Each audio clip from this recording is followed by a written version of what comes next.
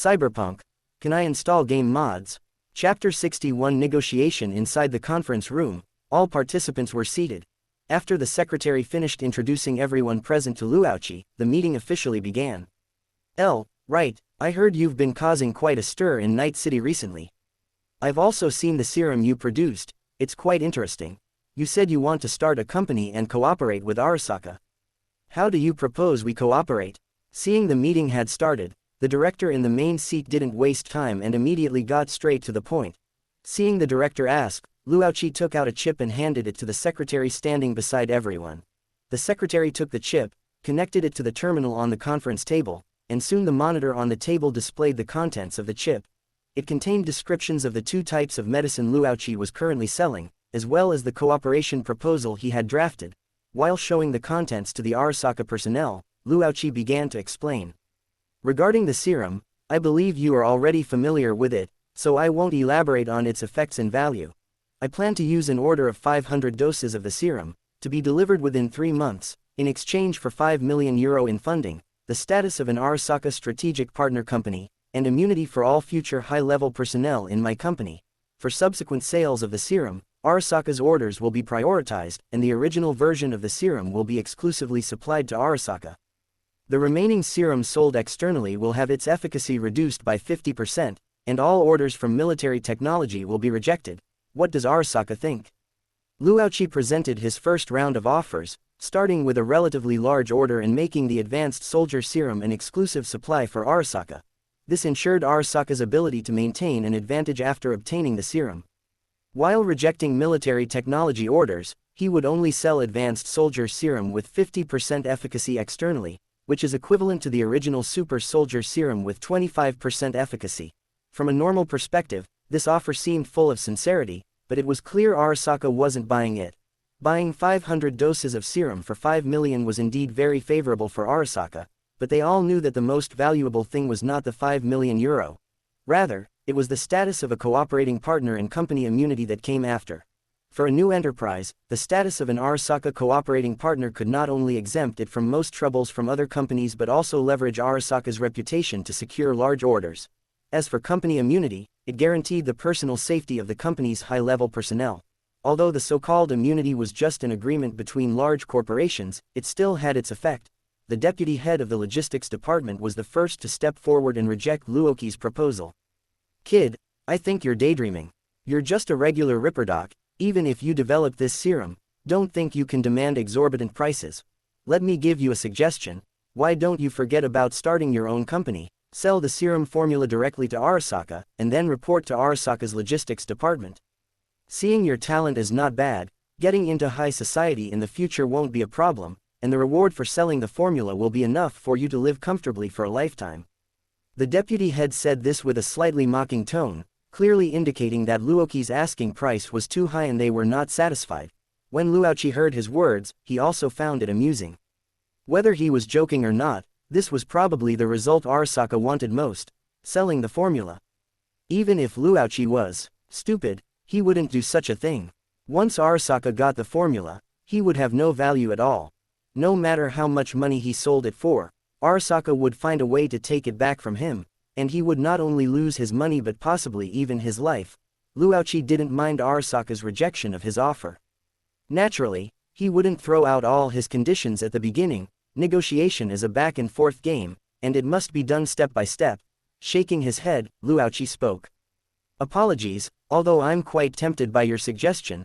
I am an idealist, and establishing a company is my aspiration, so I can only regretfully decline your proposal. However, since that's the case, I will take another step back. I will unconditionally give the serum formula to Arasaka after 3 years. At the same time, another agent produced by my company, the Power Excitement Agent, will be labeled as produced in cooperation with Arasaka, and the sales revenue will be split 80-20 with Arasaka getting 20. Luauchi presented his second round of offers, choosing to first paint Arasaka a picture of a big payoff 3 years later. With the system's help, as long as his Ascension technology successfully developed, his growth rate would skyrocket at a terrifying speed. Within 3 years, he was confident he could step on Arasaka, and by then, whether the formula was given or not would no longer matter. That's why Luauchi felt so confident in proposing this condition. This time, The Arasaka personnel did not immediately refute him. 3 years wasn't long for a corporation of Arasaka's caliber. Even after 3 years, Arasaka still believed this serum would have extremely high value. And unconditionally handing over the formula after 3 years wasn't too different from them outright buying the drug formula with money now. This offer was within Arasaka's acceptable range. Arasaka had long understood Luoki's attitude. He was highly unlikely to hand over the formula directly, and Arasaka didn't have a particularly good way to force him. After all, they had investigated everything they could, and in the end, they only obtained Luoki's raw material procurement records. But Arasaka had also conducted experiments with these raw material combinations and found it impossible to replicate the serum. As for directly forcing Luoki to hand over the formula, it was indeed an option, but it also carried risks. If Luoki chose to fight to the death, they might end up with nothing in the end. Arasaka were first and foremost businessmen, not terrorists. They wouldn't always choose the most extreme methods to solve problems. As long as the profits met their demands, they wouldn't be unyielding. Their primary goal was to make money, and choosing to cooperate with Luoki could also achieve their objective. As for Luoki's other condition, Arasaka naturally understood that Luoki wanted to use the name of Arasaka Cooperative Production to open up the market, but Arasaka could also gain revenue from it. Overall, it wasn't a loss. The Arasaka personnel fell silent for a moment. Although they were reasonably satisfied with this offer, they still had one last bargaining chip at this point. As long as they could still negotiate, Arasaka wouldn't give up any bit of profit. "We are barely satisfied with your offer, but it's not enough. Take a look at this." Data streams flickered in the eyes of the deputy head of the logistics department, and a character file was brought up on the conference table's display screen. "Lucy, the girl by your side. She was once Arasaka's property but defected from Arasaka. You should understand what I mean, right?" the deputy head said with a smile. Chapter 62 Source Code. Arasaka investigated everyone around Luoki, inside and out. Lucy naturally couldn't escape either, and her identity was easily discovered by Arasaka. This was Arasaka's last bargaining chip. Looking at Lucy's once young face on the screen, an unnamed anger quietly rose in Luoki's heart. Arasaka actually chose to use Lucy to threaten him. Although Luoki had long guessed that something like this might happen, when Arasaka pointed to Lucy's file and revealed her identity, his heart still tightened. Suppressing the anger and strange emotions in his heart, Luoki made himself appear normal. If he showed excessive concern at this moment, it would only give Arasaka an opportunity to raise the price. The formula delivery time is advanced to 2.5 years, the revenue split for Power Excitement Agent will be 70 to 30, and you will drop all charges against Lucy and clear her defection record. This is my final bottom line, Luoki said calmly. The Arasaka people nodded with satisfaction upon seeing Luoki compromise again. Although Lucy was once Arasaka's property, Arasaka wasn't overly concerned about this runaway hacker and had long stopped bothering to track her down. Otherwise, Lucy wouldn't have been able to live so freely in Night City. As for discovering the hacker's whereabouts this time, it was an unexpected bonus. For Arasaka, it was naturally a gain to exchange a hacker of not much value for a share of profits in their cooperation. And Luoki, using a portion of the profits to gain the ability for Lucy to no longer be pursued by Arasaka and live freely in this world, naturally wasn't a loss for him either. It can be said that both Luoki and Arasaka achieved the results they wanted. The overall discussion of the meeting was complete. What remained was the negotiation of specific details. Finally, with the approval of the Arasaka board members, the cooperation was officially finalized. Below Arasaka Tower, Jack and the others breathed a sigh of relief upon seeing Luoki walk out safely. How did it go? Did you settle things with those Arasaka guys? It went relatively smoothly. The cooperation with them is settled. Arasaka is considered one of us now. Luoki responded to Jack's question. Meanwhile, hearing Luoki's words, Lucy felt a strange sensation arise in her heart. Although she understood Luoki's helplessness in having to cooperate with Arasaka, she was still very afraid of Arasaka. Now that Luoki was so close to Arasaka, she worried if Arasaka would one day discover her identity. Not only would she be in danger, but it would also cause trouble for Luoki. Just as Lucy's thoughts were wandering, Luoki suddenly called out to her. Lucy. Lucy snapped back to attention. During the negotiation with Arasaka just now, they mentioned your identity, but don't worry, I've handled it. I had Arasaka clear your record. They won't pursue you anymore. You're free, no longer an Arasaka defector. Remember what I told you before. That I'd make you no longer fear Arasaka. The method might be a bit different from what we expected, but at least it's sort of achieved. Luochi said to Lucy with a smile. Although this was just an agreement between Luochi and Arasaka, Lucy hadn't truly escaped Arasaka in the full sense. But as long as he and Arasaka didn't fall out, Lucy wouldn't have to worry about danger from Arasaka. And when Luochi needed to break ties with Arasaka, he would definitely ensure he had developed to a point where Arasaka could no longer threaten him. Lucy was stunned at this moment. She hadn't expected the nightmare that had plagued her for so many years to be resolved like this. She didn't know what price Luochi had paid for her freedom, but this was the first time she felt so relaxed. She could live here like a normal person, without worrying about Arasaka showing up at her door one day. Just as Lucy didn't know how to express her feelings, her hand was waved by someone. Turning to look, it was Rebecca, smiling and giving her a thumbs up. "Congratulations, Lucy." Lucy turned to look at Jack and Luochi, finding that they were also looking at her with smiles. In an instant, the emotions she had been brewing vanished. Wiping away a few tears of emotion from the corners of her eyes, she also smiled. This was something to be happy about, she should be smiling. "Thank you. Haha, it's nothing. Let's go home." The cooperation with Arasaka has been finalized, but there is still a lot of work to be done. First is the company registration and site selection. With Arasaka's support, the registration process became extremely fast and simple, completing all procedures in no time. The remaining task is the company's site selection. Although Luochi didn't really want to make it so formal, as the company was just a vehicle for releasing his products, it needed to at least look the part. Furthermore, large-scale production of products also required factories. After consideration, Luochi finally chose to set up the company in a small office building in the municipal center, and the first factory was opened in the Chungbei Industrial Zone in Watson District. The main focus was on affordability. His current funds aren't abundant, preventing him from spending lavishly. The subsequent setup of product production lines and media advertising costs are major expenses. These are the most crucial factors related to him making his first fortune. 2 days later, inside the office building. At this time, the company's renovation was complete, and the sign for Ascension Technology had been put up at the entrance. And Luochi was looking at the system interface, thinking, Ascension Technology had begun to gradually take shape. A normal company naturally required a lot of personnel to maintain operations. Although Luochi had Lucy and Lao Wei to help him, it still wasn't enough. He needed more trustworthy people. But it was obvious that he had no other trustworthy people, not to mention the possibility of betrayal from employees hired through normal recruitment. As for Arasaka, his partner, they would probably also try every means to plant spies in his company to steal his intelligence. Luochi needed a method that could ensure his employees wouldn't betray him, or at least, even if they did betray him, Luochi could respond immediately. Normally, this would be very difficult to achieve. Even Arasaka and military technology couldn't completely monitor their employees and guarantee they wouldn't betray the company, so Luochi shifted his gaze to the system. Since conventional methods couldn't achieve it, he would use a cheat. Open black lens bracket. Source code.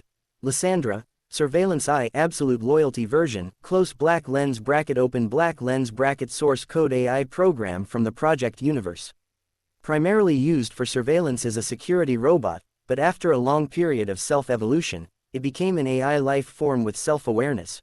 Born from surveillance AI, the source code Lysandra has extremely strong control over networks, can easily complete various hacking and defense tasks, and is also highly skilled at monitoring and managing company networks. The source code obtained from this module is absolutely loyal to the host close black lens bracket open black lens bracket price adjustment, -10% close black lens bracket open black lens bracket module price, €900,000 close black lens bracket chapter 63 recruitment. After installing the source code module for Lysandra, a female humanoid robot with a futuristic appearance appeared before Luochi. Her mechanical body was designed with curves, and her upper face was dominated by an eye-like probe, with numerous data lines hanging down from the back of her head like hair. This was Lysandra's physical robot body. Although as an AI lifeform that had developed self-awareness, Lysandra didn't need to constantly reside in this mechanical body. Any place with a network connection could become her habitat. However, ICE usually wouldn't choose to roam around unless they were homeless like the various rogue ICE in the old net.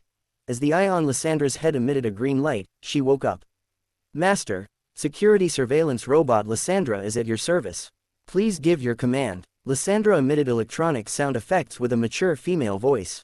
Although Lysandra appeared docile towards Luoqi at the moment, Luoqi could imagine Lysandra's imposing image in front of others. As the hidden boss of Source Program Company, being able to quietly develop within Source Program Company and control the entire company, Lysandra was definitely not easy to deal with. I need you to help me build a system that can manage and monitor the company. Besides maintaining the normal operation of the company, I also need to ensure that every employee is under your surveillance. Luoqi walked behind Lysandra and connected the interface at the back of her head to the server he had prepared. This was the company's network control room that Luoqi had planned, and it wasn't on the same floor as the company's public-facing offices.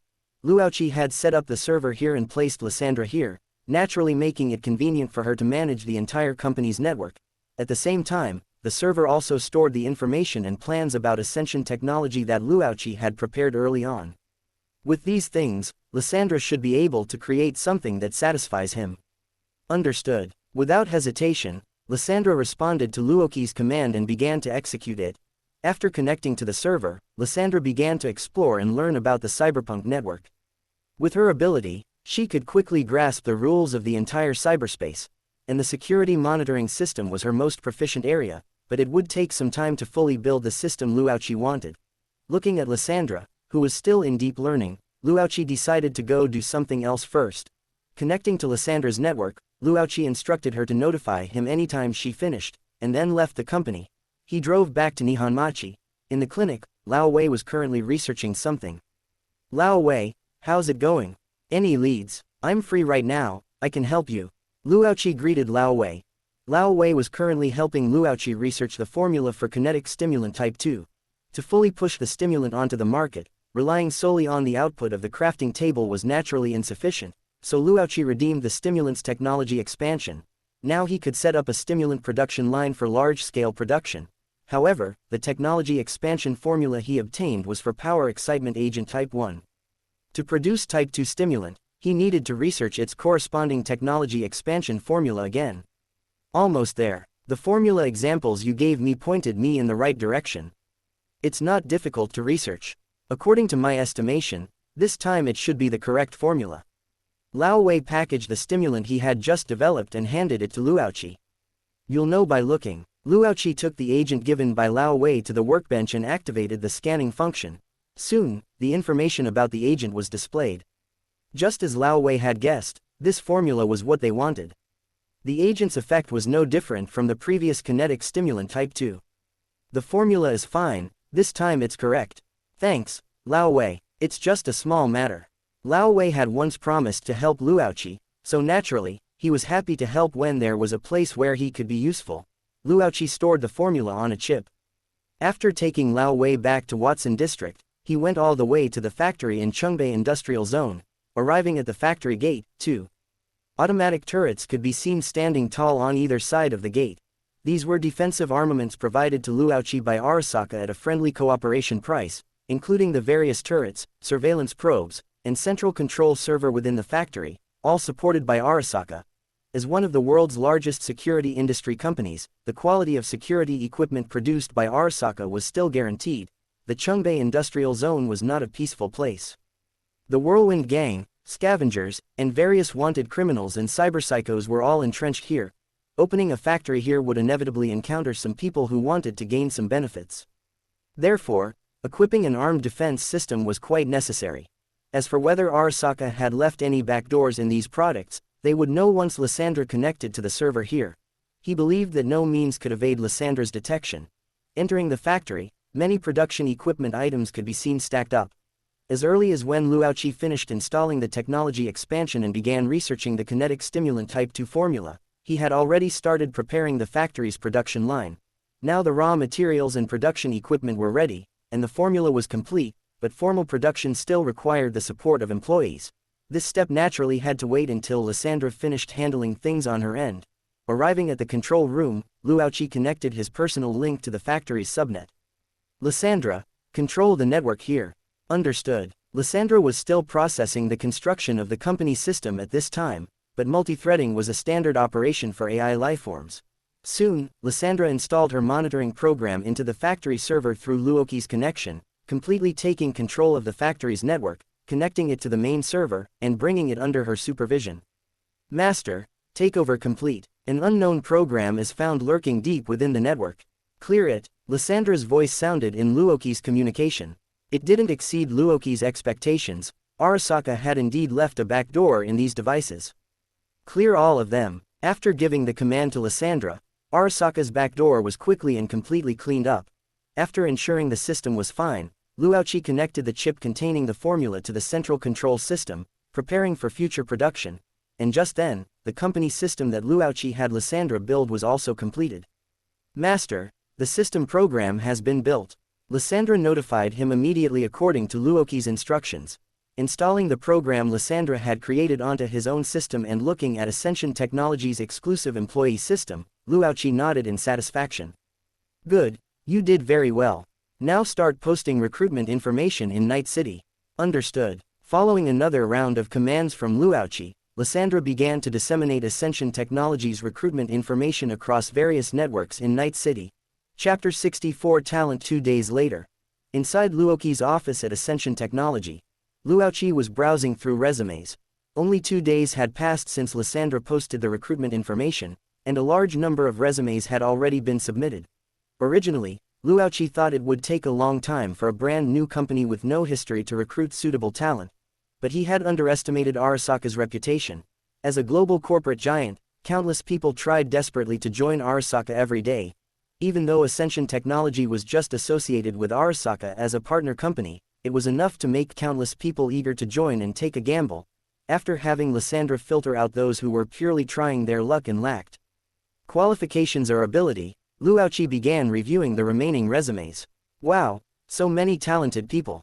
Luochi browsed through them one by one and found that many of these people were quite outstanding, either graduating from well-known academies or having worked in major companies. Although they weren't top-tier talents, they were more than capable of holding senior positions in most small and medium-sized enterprises. Clearly, this was highly unusual for a new company. Even with the Arasaka connection, it shouldn't attract so many talented individuals rushing to join. It seemed Ascension Technology had inevitably been targeted by major corporations. However, Luochi had anticipated this situation long ago, otherwise, he wouldn't have chosen to install Lysandra first. As long as the company was under her supervision, he didn't need to fear their undercover operations. And spies are spies, but these companies, in order to quickly infiltrate Ascension Technology, were sending genuinely talented people. Although this seemed overly obvious, with so many companies coveting Ascension Technology, if the people you sent weren't strong enough and couldn't compete with others, they might not even get through the company door, and the operation would fail before it even began. So now they could only compete on who could be more patient and lie dormant longer. At the very least, they believed Luochi wouldn't dare to reject these talented individuals.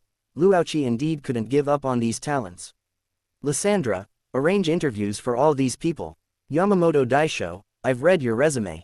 You are a top student who graduated from the State International Academy. Why did you choose to come to our company? In the office, Luochi looked at the Asian face before him and asked. Facing Luoki's question, Yamamoto appeared calm, showing a sunny smile as he replied. I believe your company has huge potential and good development prospects, and I also happen to need a job, so I came to try it out at your esteemed company. Luochi listened to his answer and couldn't find any issues. Asking too much was pointless, as long as his abilities were confirmed to be genuine. Picking up an electronic tablet and handing it to Yamamoto, Luochi said, I am very satisfied with you. This is the employment contract. If there are no issues, sign it, and report for duty tomorrow. Without much hesitation, Yamamoto entered his information into the contract, pressed his fingerprint for authentication, and thus signed the contract. After signing the contract, Yamamoto was now an employee of his company. Of course, if it was later found that his abilities were insufficient, Luochi retained the right to terminate him. Now connect your link here. Luochi pointed to a connection port on the desk and said to Yamamoto. Yes. Following Luoki's instructions, Yamamoto connected the link port on his hand to the terminal designated by Luochi. Soon, the system produced by Lysandra was successfully installed. As Yamamoto looked at this complete and comprehensive system, a hint of surprise flashed in his heart. He hadn't expected Ascension Technology, which had just started, to be able to produce a company system of this level. It seemed they were well prepared. Company management, attendance, and notifications are all done within this system. Remember to stay connected at all times. Alright, you can go now. Remember to be on time for work. The marketing department has a lot of tasks that need to be handled. Waving his hand, Luochi indicated that Yamamoto could leave. He had other interviews to conduct. After seeing Yamamoto off, Lysandra's voice also sounded in Luoki's ear. Employee Yamamoto's information investigation is complete. Hearing Lysandra's reminder, Luochi pulled up Yamamoto's file, and sure enough, this guy wasn't so simple. According to the information Lysandra uncovered through a discreet deep dive into Yamamoto's network, the school Yamamoto graduated from was not a state university at all, but Arasaka Academy. Furthermore, Lysandra also investigated the connection between Yamamoto and Arasaka. This guy was clearly a spy sent by Arasaka. Although Luochi had a cooperative relationship with Arasaka on the surface, it didn't mean they wouldn't send spies.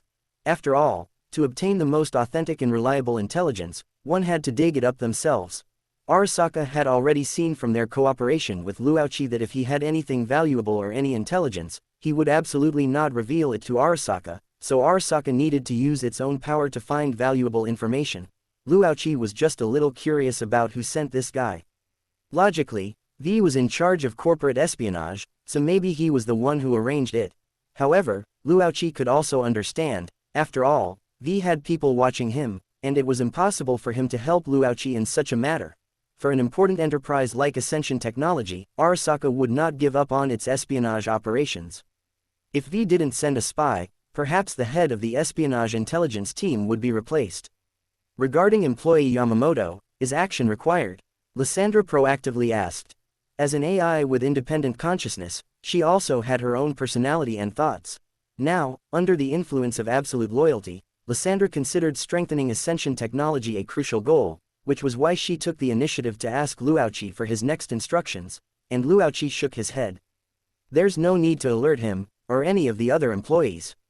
As for their attempts to steal company intelligence, just disguise information that has no real value and throw it to them. At the same time, you must hide yourself well, disguise the company server as an ordinary server, isolate critical information, and let them take whatever is left. Although Luochi could have Lysandra make the server defenses airtight, doing so would be more likely to attract the attention of other companies. Appropriate disguise, leaving unimportant information for them to investigate at will, could create a misdirection and alleviate their concerns. Understood, Lysandra replied. Soon, under Lysandra's operation, a virtual network ICE was set up by her. As long as someone wanted to invade Ascension Technology's server, they would first have to deal with this ICE, and this ICE was at the level of a normal small enterprise, not difficult to breach. And after breaching the ICE, they would enter the virtual data fortress prepared by Lysandra, which contained some unimportant information, or information Luochi wanted them to know. As for internal employee access, Lysandra would determine in real time what kind of information should be returned based on their permissions and identified status. Chapter 65 Car Accident. After sending off Yamamoto, Luochi continued with the interviews. The remaining candidates were all highly skilled, none of them simple. After Luochi had them sign employment contracts, each person was connected to Ascension Technology's system. As a result, under Lysandra's hacking, their true identities were revealed one by one. Military technology, biotechnology, trauma team, none of these were missed, along with people from other companies.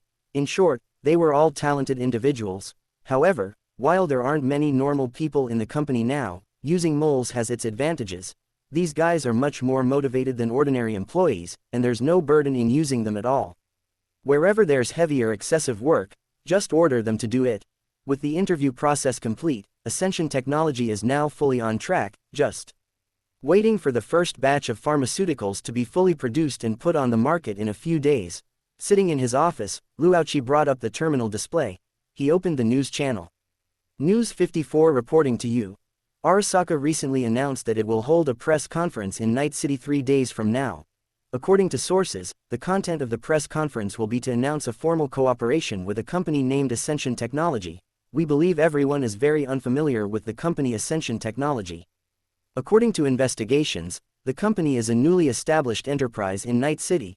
There is temporarily no more information about the company. As for why Arasaka would choose to establish a cooperative relationship with such a company, we believe everything will be revealed in 3 days. For more follow-up content about this press conference, please stay tuned to News 54. The host on the screen was reporting on Arasaka's latest press conference announcement. The news of holding a press conference was revealed and announced by Arasaka not long ago, and it has now spread across Night City's network. This press conference is also one of the contents of Luoki's cooperation with Arasaka. Clearly announcing the cooperative relationship is of great benefit to the subsequent sales of goods. It was also Luoki's first time seeing a report related to Ascension technology. Just as he was watching with great interest, Lao Wei's call came in. I saw that report, the one from News 54. Are you going to appear at this press conference too? The call connected, and Lao Wei's voice came from the other end, asking about Luoki's situation.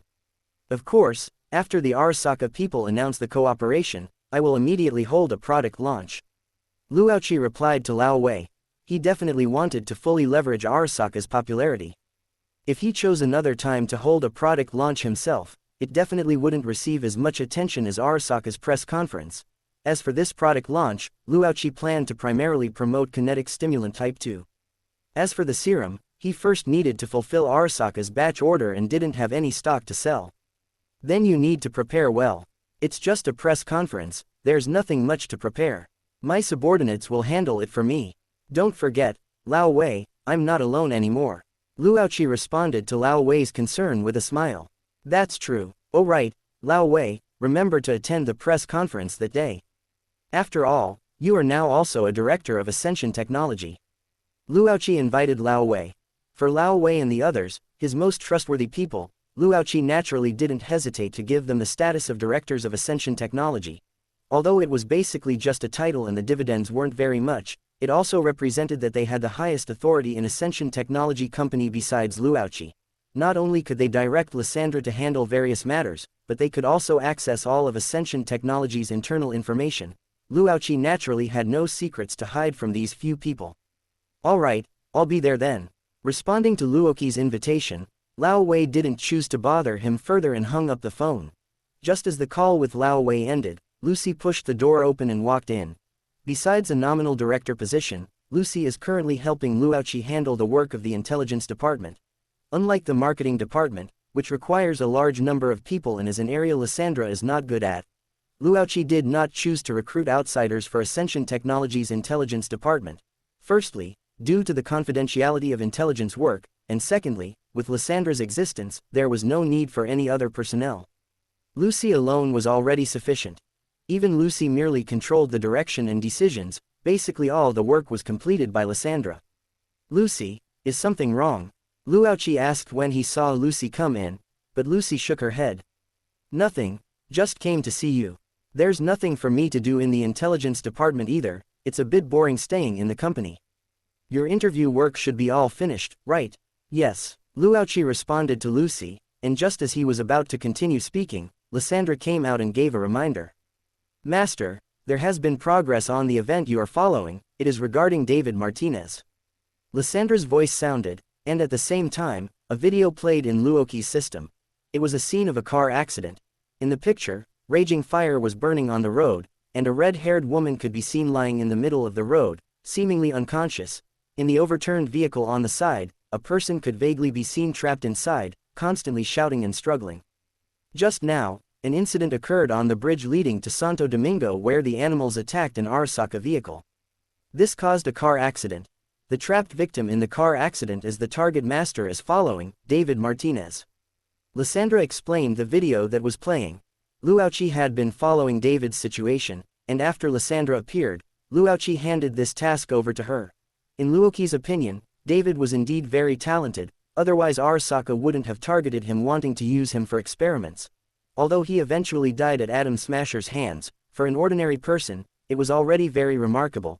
If David was under his command, with his help, he believed David would become infinitely stronger than before, perhaps becoming a capable subordinate for Luoqi. However, although Luoqi had always thought about recruiting David, he hadn't made a move too early. Luoqi needed an opportunity. Before David experienced the car accident incident, although he often watched braindances and dreamed of becoming a cyberpunk, but in the end, he was still just a kid, his character hadn't transformed, and he was still living without thought every day for his mother's dream. Such a David could not meet Luoqi's requirements at all. And now, was the best time to recruit David. Knowing that this incident had occurred, Luoqi naturally didn't intend to miss this opportunity. Lucy, aren't you bored right now? Let's go, I'll take you to find someone. Who? A kid, a future legend. Chapter 66 Black Clinic. The surgery was successful, but she's still in a coma and hasn't regained consciousness. We'll arrange for her to be hospitalized for a few days of observation. Santo Domingo. Coronado Farm. Inside a clinic, a doctor in a sleeveless tank top and an apron was reporting to David, who was sitting in front of him. After the car accident, David and Gloria were completely ignored. The trauma team, upon discovering they weren't users, simply disregarded them. In desperation, David had no choice but to bring his unconscious mother to this clinic himself. At this time, David's Arasaka Academy uniform was covered in dust, with several scratches marring its usual neatness. With a bandage wrapped around his head and a bandage on his nose, David looked a bit disheveled. Upon hearing the doctor's words, he asked a question. "Can't I see her?" "Sorry, the cheapest package doesn't include visiting services." The doctor refused David's request. In Night City, everything depends on money. Most services are determined by how much you pay. Even going to the hospital for treatment, the cheapest and most expensive packages often have a world of difference. As a native cyberpunk, David wasn't surprised by this. He was already used to it. This situation would be considered normal in any hospital. However, specifically in this type of clinic, with its dim and rudimentary environment and a muscular doctor with his shirt off, anyone with experience would find this clinic suspicious, but unfortunately, David didn't realize it. "Here's the bill, please sign for it. I've also brought your mother's belongings. Please settle the payment within 3 days." The doctor placed a black bag in David's hand and then left. David looked at the bag in his hand, stunned for a moment, and then looked at the bill the doctor had given him. Even though it was the cheapest package, it was still a huge sum of money for him at the moment. Just as David was still thinking about how to solve the issue of the medical expenses, a smell of smoke suddenly wafted into his nostrils. Cough, cough. The sudden smoke choked David. He didn't like the smell of cigarettes. David was a bit confused as to why someone would be smoking in a clinic. He turned his head to look, only to find that 2 people had somehow appeared beside him. David sized up the 2 people in front of him, a man and a woman. The man was wearing a refined suit, which seemed out of place in the clinic's environment. The woman, on the other hand, had bright neon pink hair, and the smoky smell that had just choked him came from the cigarette in her hand. These 2 were naturally Luoqi and Lucy. And while David was sizing them up, Lucy was also looking at David with interest. She hadn't expected Luoqi to travel all the way to a remote clinic in Santo Domingo just to find this kid. Seeing David in his Arasaka Academy uniform, this guy was still a student, and Lucy was now somewhat skeptical of Luoqi's claim that he was a future legend. However, out of trust and respect for Luoqi, Lucy didn't say anything, just quietly watching what Luoqi would do. "Hello, can I help you?" David looked at Luoqi and the woman and asked. With so much space in the clinic corridor, they had specifically come to stand next to him. David suspected they were here for him. "Just doing some business. I'm just a little curious how an Arasaka Academy student ended up in a place like this." Luoqi nodded, asking the question he already knew the answer to. There was a car accident on the way. My mother is in a coma, so I brought her here. I think you've misunderstood. I'm not from a wealthy family. Being able to attend Arasaka Academy is entirely the result of my mother working herself to death. Good hospitals are too expensive, I can't afford them, so I could only come here." David explained when Luoqi asked. Although these 2 people had appeared somewhat suddenly, seeing the man's refined suit, David thought perhaps he had some connection to Arasaka Academy, which was why he was curious about him. "That sounds touching, but does your mother have red hair?" "Huh, how do you know? Do you know my mother?" David was a bit surprised that Luoqi knew what his mother looked like. Could he have seen her when he came to the clinic earlier, or did this person know his mother? But Luoqi just smiled and shook his head. "I guessed. You just seemed like a good person, so I'll give you a gift." After Luoqi finished speaking, he had Lysandra hack into David's system. Then, a surveillance video began playing in front of David. In the video, a red-haired woman was lying on an operating table, but the environment around the operating table clearly didn't look like a hospital. Various blood-stained surgical tools, strange graffiti on the walls, and solidified black bloodstains in the corners all indicated that this was not a normal hospital at all. At this point, even if David was slow, he should have realized what was happening. "Mom!" David exclaimed. The woman in the video was indeed his mother, Gloria. Looking at the scene in the surveillance footage, he finally understood that he had personally brought his mother to hell. Although David was a bit slow-witted and hadn't noticed the obvious black clinic was problematic, at least from watching black braindances every day, he had some understanding of scavengers. The scene in the surveillance footage was clearly a scavenger hideout. At this moment, David held his head in his hands, his eyes filled with terror, and his right leg began shaking uncontrollably. He hadn't expected things to turn out like this. If the surveillance footage hadn't been played in front of him, perhaps he wouldn't have known what happened until his mother was completely disassembled. He might even have foolishly believed his mother had truly died despite resuscitation efforts. What should I do? What should I do? How can I save Mom? David was consumed by fear and confusion. Although he often experienced combat in black braindances, he had never experienced it in reality. Looking at the fully armed scavengers in the surveillance footage, David swallowed hard, wondering how he could possibly save his mother from these guys. At this moment, David suddenly turned his gaze towards Luauchi. Can you help me save my mother? You're a hacker, a cyberpunk, or an agent. Anyway, no matter what, can you please help me? I can pay you. David placed his hope in Luauchi. Since Luauchi could hack into the network here and intercept the surveillance footage, he could definitely help him rescue his mother, right? However, to David's despair, Luauchi shook his head. I won't help you save her. You should bear the consequences of your own actions. Luauchi's cold words echoed in David's ears, and in an instant, the flame of hope in David's heart was completely extinguished. Just when David thought there was no hope, he saw Luauchi make another move. Luauchi somehow produced a handgun, pulled back the slide-to-chamber around, and threw it to David. You want to save your mother, right? Then go save her. I've prepared the gear for you. Let me see what you can do. Chapter 67 Fatal Missile. David caught the pistol and froze, feeling the sensation of the gun in his hand. It was the first time he had ever touched a gun. It felt completely different from how it did in a braindance. Although braindances could simulate touch very realistically, this was a real gun, a gun that could kill people. Gloria had always protected David well, never letting him come into contact with such things.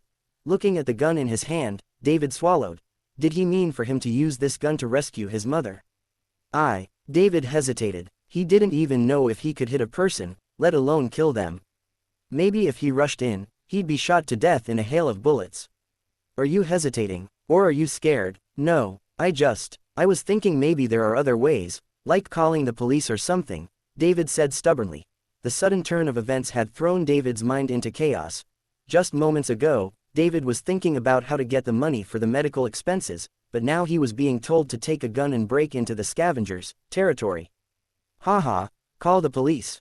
That's absolutely the most naive idea I've ever heard. By the time the NCPD arrives, you can have them collect your mother's body. Oh no, you probably won't even find a body. Maybe in the future, you'll see your mother again in a can. Now is your only chance to rescue your mother. If you keep hesitating, you can prepare to live with guilt for the rest of your life. Luauchi mercilessly mocked David's naive idea. Even if they reported the presence of scavengers here to the NCPD, it would be ages before they came to deal with it. After all, these scavengers weren't going anywhere, and besides, the NCPD was already too lazy to deal with them. A black clinic located in a remote alley. In Santo Domingo, even if scavengers were operating there, they were just kidnapping ordinary citizens. To the NCPD, it wasn't a big deal. Hearing Luauchi's words, David's heart trembled. If he couldn't rescue his mother today, he could imagine what she would go through at the hands of these scavengers. It wasn't that he hadn't seen the extremely cruel and inhumane acts of these scavengers in black braindances. Thinking about his mother being ruthlessly dismembered by these guys, if something like that happened, it would definitely become his nightmare for a lifetime. I understand. David gripped the gun in his hand, finally making up his mind. He had to rescue his mother. What should I do? David looked up at Luauchi. Although Luauchi had refused his request to help rescue his mother, he really didn't have the right to ask others for help. But he could feel that this guy wanted to help him, otherwise, he wouldn't have told him about this, much less given him a gun. Seeing David make up his mind, a slight curve appeared at the corner of Luauchi's mouth. He gave an instruction to Lysandra, and soon Lysandra displayed a 3D map of the entire clinic in David's system, including the locations of enemies, his mother's location, the route, etc. Everything was marked out. It could be said it was a completely babysitter-level service. Luauchi naturally knew David's capabilities. Currently, he had no cyberware or chips, so he was just an ordinary student who had watched quite a few black brain dances. He had absolutely no combat experience. Letting him go trouble the scavengers with a pistol was basically asking for trouble. Luoqi just wanted to ignite David's fighting spirit and awaken the cyberpunk soul deep within him. Although Luoqi said he wouldn't help him on the surface, he would actually be watching him, at least ensuring he wouldn't die here. The map has been sent to you. Just follow the route shown on it. I understand. David took a deep breath, adjusted his state, finally picked up the pistol, and cautiously began exploring inside the clinic. Entering a surgical room, the passage leading to the hideout was here. The patients were transferred into the hideout after being brought to this surgical room. The map showed that there was a scavenger guarding this spot. David became completely cautious, softening his footsteps and slowly moving forward. Meanwhile, Luoqi and Lucy, who were following behind David, seemed completely relaxed and casual, as if they were taking a stroll. A regular scavenger hideout like this posed absolutely no threat to them now. Furthermore, with Lysandra's surveillance, he knew everything happening inside the clinic, so there would naturally be no accidents. Bypassing the scavenger's line of sight, David came to a wall behind him.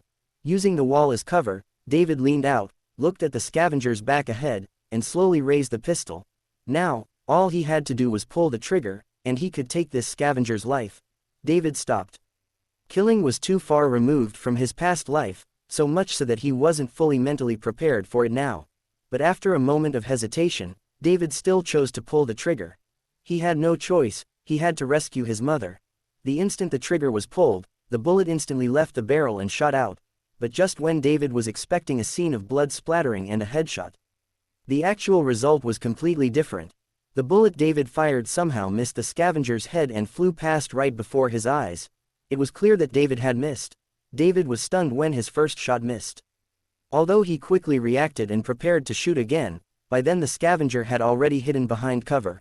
Luoqi's gun for David had a silencer, but with the bullet flying right past his eyes, the scavenger naturally reacted. The scavenger hiding behind cover watched David empty an entire clip, then immediately raised his gun and returned fire. Bullets flew towards David. Just as David didn't react in time and was about to be hit, a hand suddenly grabbed him from behind and dragged him back behind cover. David didn't even realize how he got back behind cover. For a moment, it felt like he had suddenly teleported. Only the pain in his hand from the powerful pull moments ago made him realize that Luoqi behind him had saved his life. Watching bullets continuously pierce the spot where he had just been standing, an expression of surviving a disaster appeared on David's face. Luoqi, who was beside him, was quite speechless watching this scene. This guy was too inexperienced right now. He could miss a shot on such a large target from behind. But thinking about it, it was normal. After all, it was his first time shooting, so missing wasn't unreasonable. At least he dared to pull the trigger, which proved that he was still salvageable. Lysandra, neutralize him. Helplessly, Luoqi still gave Lysandra the instruction to step in and deal with that scavenger. Now this scavenger had discovered David. If they went one-on-one, it was without a doubt that David would die a miserable death. Chapter 68 Basement. As Luoqi's command was issued, Lysandra began to invade that scavenger. Cyber eyes rebooted, electromagnetic short circuits occurred, weapons malfunctioned, and numerous puppets took over the scavenger's system in an instant.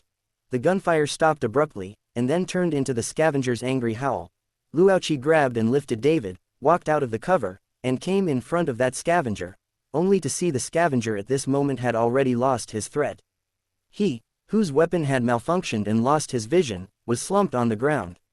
The intense electric shock paralyzed his nerves, making him completely lose his ability to move. Kill him. Releasing the hand holding David by the back of his collar, Luoqi said to David. Hearing Luoqi's words, David looked at the scavenger in front of him who no longer had the ability to resist, and raised his handgun. And at this moment, the scavenger slumped on the ground also heard the command Luoqi issued. It's just that at this moment, he couldn't resist at all. He, knowing he was certain to die, could only open his mouth to beg for mercy. Don't kill me, let me go. I'm just a doorman, I have elders above and young ones below. Please don't kill me, I don't want to die. Although death is a common occurrence in this terrible society, it doesn't mean everyone can be fearless of death. Looking at the scavenger's helpless begging, David's finger preparing to pull the trigger stopped. After all, the one in front of him was a living person. Originally, he had already made up his mind, But at this moment, hearing the scavengers begging, he still couldn't help but feel a bit shaken. And Luauchi at the side glanced at David, feeling a bit puzzled. This guy couldn't really believe his nonsense, could he? And damn, he has elders above and young ones below. What these guys say is completely unconvincing. Probably only the line about him not wanting to die is true. Moreover, whether he wants to die or not, from the moment he chose to be a scavenger, he should have died. But fortunately, David in the end did not disappoint Luauchi. Sorry. As David spoke his apology, the scavenger's head was instantly pierced through. This time, with a close-range shot to the face, David finally didn't miss. After finishing off the scavenger, David was breathing in large gulps of air, adjusting his rapid heartbeat. The feeling of killing for the first time was too stimulating for him. But he knew he had to do this, he now had no turning back. Luauchi looked at David's state, patted his shoulder, and then walked into the scavenger's den. Hurry up and finish this matter. Time is precious, kid. Luauchi's voice came, and David also didn't have time to think too much. After taking a final look at the corpse on the ground, he also immediately moved his feet to follow.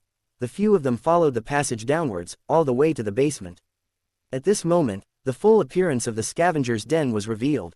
Compared to the walls of the upper clinic, which could barely be considered clean, the walls of the basement were covered with all sorts of ugly graffiti.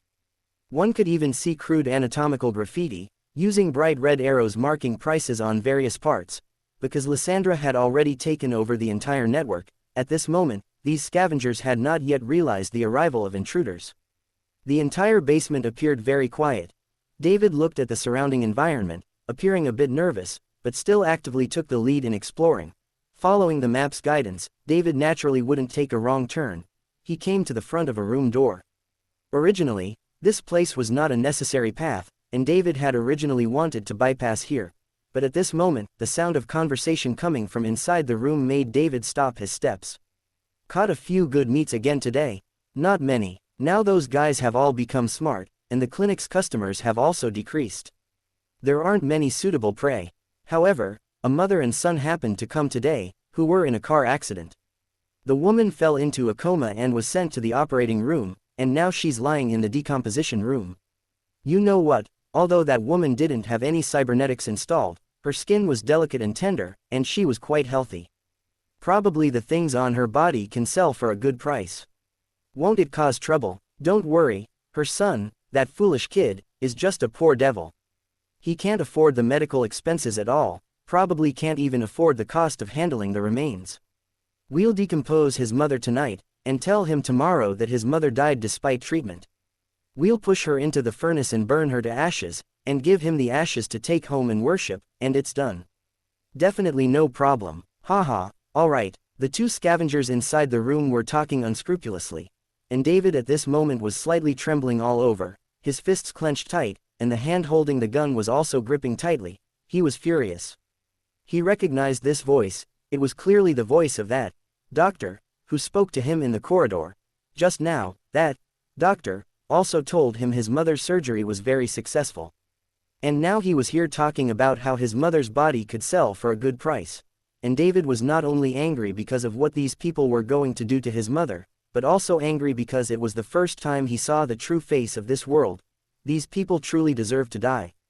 If he sympathized with them, he would be helping them to harm other innocent people. David finally realized at this moment. Gripping his gun tightly, the moment David opened the door, he raised his gun, aimed at that doctor, and shot. David this time was very decisive and showed no mercy. And his marksmanship also did him proud at this moment. He didn't miss. After finishing off the doctor facing him with a few shots, David turned his muzzle towards the scavenger who had his back to him. At this moment, the scavenger had just reacted and was about to counterattack, but as a result, his head was shot through by David. Afterwards, after firing several more shots at the two of them, these two scavengers were completely dead. Under the element of surprise, David finally achieved his first kill in the true sense. Well done. Luauchi looked at David's performance and made a comment. But David at this moment felt neither excitement nor unease, only remaining with calmness and indifference. Thanks, replied to Luauchi. David held his handgun firmly, took the magazine Luauchi gave him and loaded it, then continued to advance towards the depths of the basement. It must be said that David indeed has a lot of talent in some aspects. As long as he can overcome his weak heart and truly commit himself to battle, then he will be an incredibly powerful warrior. David at this moment seemed to have entered a certain state. Killing scavengers became easier and easier, and he quickly finished off all the scavengers along the way. Arriving inside the decomposition room, the scene inside could truly be called shocking. Various inhuman-looking corpses were just lying on the operating chairs, and David also saw his mother, Gloria, here. "Mom!" David cried out in surprise and rushed forward to check Gloria's condition. Fortunately, at this moment, Gloria had not yet suffered the scavengers' cruel hands. And just as David was still feeling happy about successfully rescuing his mother, the door next to him was suddenly kicked open. The scavenger leader once again made his appearance in this familiar manner. David didn't have time to think carefully about why there was no trace of this scavenger on the map, when he saw the leader raise his right hand. The projectile launcher on his hand shot out, instantly about to blast towards David's direction. Chapter 69, Cyan Weston. The scavenger leader arrived too suddenly. Without time to think, David could only quickly pull Gloria off the operating chair and hide in cover, shielding her behind him. Boom! As the sound of the explosion rang out, David was directly blown away. Fortunately, David's reaction was quick enough. The cover blocked most of the damage for him, and Gloria, whom he shielded behind him, was also unaffected by the explosion. But compared to Gloria, David's condition was clearly not as good. David's back was affected by the aftermath of the explosion, leaving large, bloody wounds. At the same time, he fell unconscious. Just as the scavenger leader saw David with nowhere to hide and prepared to press his advantage, Luauchi made his move. Luauchi appeared like a flash of lightning, instantly arriving in front of the scavenger leader. The instant the leader fired, he reached out and grabbed his right hand, twisted the barrel, and shoved it into his own mouth. With a crisp bang, the scavenger leader's head exploded, and countless tiny blood spatters instantly covered the room. As for Luauchi, he had already flashed away the moment the explosion occurred. He didn't want his exquisite suit to get stained with that filth. Lucy, standing beside Luauchi, looked at the messy dismemberment room and couldn't help but feel a bit helpless. "You could have avoided this scene," Lucy said, somewhat puzzled. Luauchi just smiled. "The kid needs to suffer a bit. As long as he doesn't die, it's fine. You seem to be quite looking out for him." "Sort of. This guy has good talent, so consider it a bit of special attention." The appearance of the scavenger leader was naturally no accident. With Lyssandra's ability, she wouldn't have missed this target. Luauchi had specifically asked Lysandra to hide his tracks from David's map. David's beginner tutorial was over, so Luauchi thoughtfully arranged a plot-driven kill for him. The purpose was to give him a small setback. David was inherently arrogant. Just because he installed a Sandevistan, he thought he was extraordinary, believing himself to be special. Until his death, he refused to admit he had reached his limit, refused to give up his strength, and refused to abandon the fame and fortune he had fought for. In short, he was pretty much the same as man. Although his performance today still had many flaws, compared to others who were just starting out with this kind of thing, it was already far better. But David was able to do all this entirely thanks to Lyssandra's help. Without Lyssandra's information supply, which was like having X-ray vision, David wouldn't have been able to achieve this level. To prevent him from getting arrogant, Luauchi naturally had to curb his enthusiasm. Moreover, David's personality couldn't be suppressed. Often, under high pressure, he would unleash even greater potential. At this point, all the enemies in the scavenger hideout had been eliminated. Luauchi walked over to David. The unconscious David was still tightly shielding Gloria beneath him. David's back was charred and rotten, but not much blood flowed out. In the deepest wound, you could even see the pale vertebral bone. Although it looked terrible, it was still that saying, as long as he didn't die, it was fine. Furthermore, being injured happened to be convenient for Luauchi's plan. "Lucy, come here and give me a hand." After motioning for Lucy to come help carry Gloria, Luauchi picked up David. He put both of them in the back seat of the DeLorean, and Luauchi drove back to the clinic in Nihonmachi. As for the tragic state of this black clinic, that wasn't something he needed to worry about. At the clinic, Luauchi first checked Gloria's body and found that she was indeed fine and would recover soon. Then Luauchi moved David onto the operating chair and examined his injuries. The injuries weren't severe, but they affected the spinal nerves. If not repaired, it could lead to paralysis. "Perfect," Luauchi sighed, and then took out the Sandevistan that originally belonged to man from David's black bag. In this situation, David could perfectly compensate for the nerve damage by installing the Sandevistan. This was also Luoki's initial plan: install the Sandevistan for him, give him the qualifications to enter the mercenary industry, and then have him work under his command. As for other more advanced cyberware or pharmaceutical enhancements, that would depend on his future performance. Before David clearly became one of his own, Luoqi naturally wouldn't invest too much. Anyway, this Sandevistan wasn't his, so installing it didn't hurt. Picking up the scalpel, he cut open the skin on David's back, and Luoqi began the Sandevistan installation. The cold scalpel tip continuously cut across David's body. Intense pain surged, and David, who had only been unconscious due to the strong shock, was immediately jolted awake by the pain. Ah! David let out a howl. Don't move, don't yell, endure it. You're injured, I'm operating on you. Luoqi's voice rang out in David's ear. David naturally remembered his voice. Without Luoqi's help, David couldn't have saved Gloria from the scavengers. Hearing that it was Luoqi speaking, David calmed down for a moment. Gritting his teeth, he tried to turn his head to look around. He saw Gloria lying to the side, looking fine, and the surrounding environment wasn't like that black clinic. David's hanging heart finally settled, and he fully immersed himself in fighting against the pain. Before long, Luoqi completed the Sandevistan installation surgery. Afterwards, he treated the other wounds on David's back. The remaining wounds weren't serious. After disinfecting them, they would heal naturally over time. All right, you can get up now. Luoqi indicated to David that the surgery was complete. After David got up, the pain slowly subsided. Although there were still many areas on his back with a burning sensation, it was clearly much better than just now. David clearly felt something extra on his back, and he could control it. What happened just now? David asked, somewhat confused. Luoqi, standing nearby, explained, you were injured by a scavenger who suddenly appeared and detonated something. You have multiple wounds on your back, and the deepest one injured your spinal nerves. To fill the gap in the nerves and prevent you from being paralyzed, I installed a Sandevistan cyberware for you. Sandevistan? Are you talking about that Sandevistan, the one that increases nerve reaction and makes the world slow down? David exclaimed. David remembered the projectile the scavenger fired at him. It did indeed hit him, and David had already expected his back to be injured. But what surprised him was the latter half of Luoqi's sentence. He had actually installed a Sandevistan for him. He naturally understood this thing very well. As a Black Braindance fan, he had also experienced the feeling of others activating a Sandevistan in braindances. He had always wanted to gain the ability of super fast nerve reactions like that. Without waiting for Luoqi to answer his question, David chose to directly try activating the Sandevistan. Chapter 70 Rocky's invitation. The Sandevistan was activated. In an instant, the world in David's eyes slowed down. David excitedly felt this state, tried to move, and ran 2 laps around the clinic.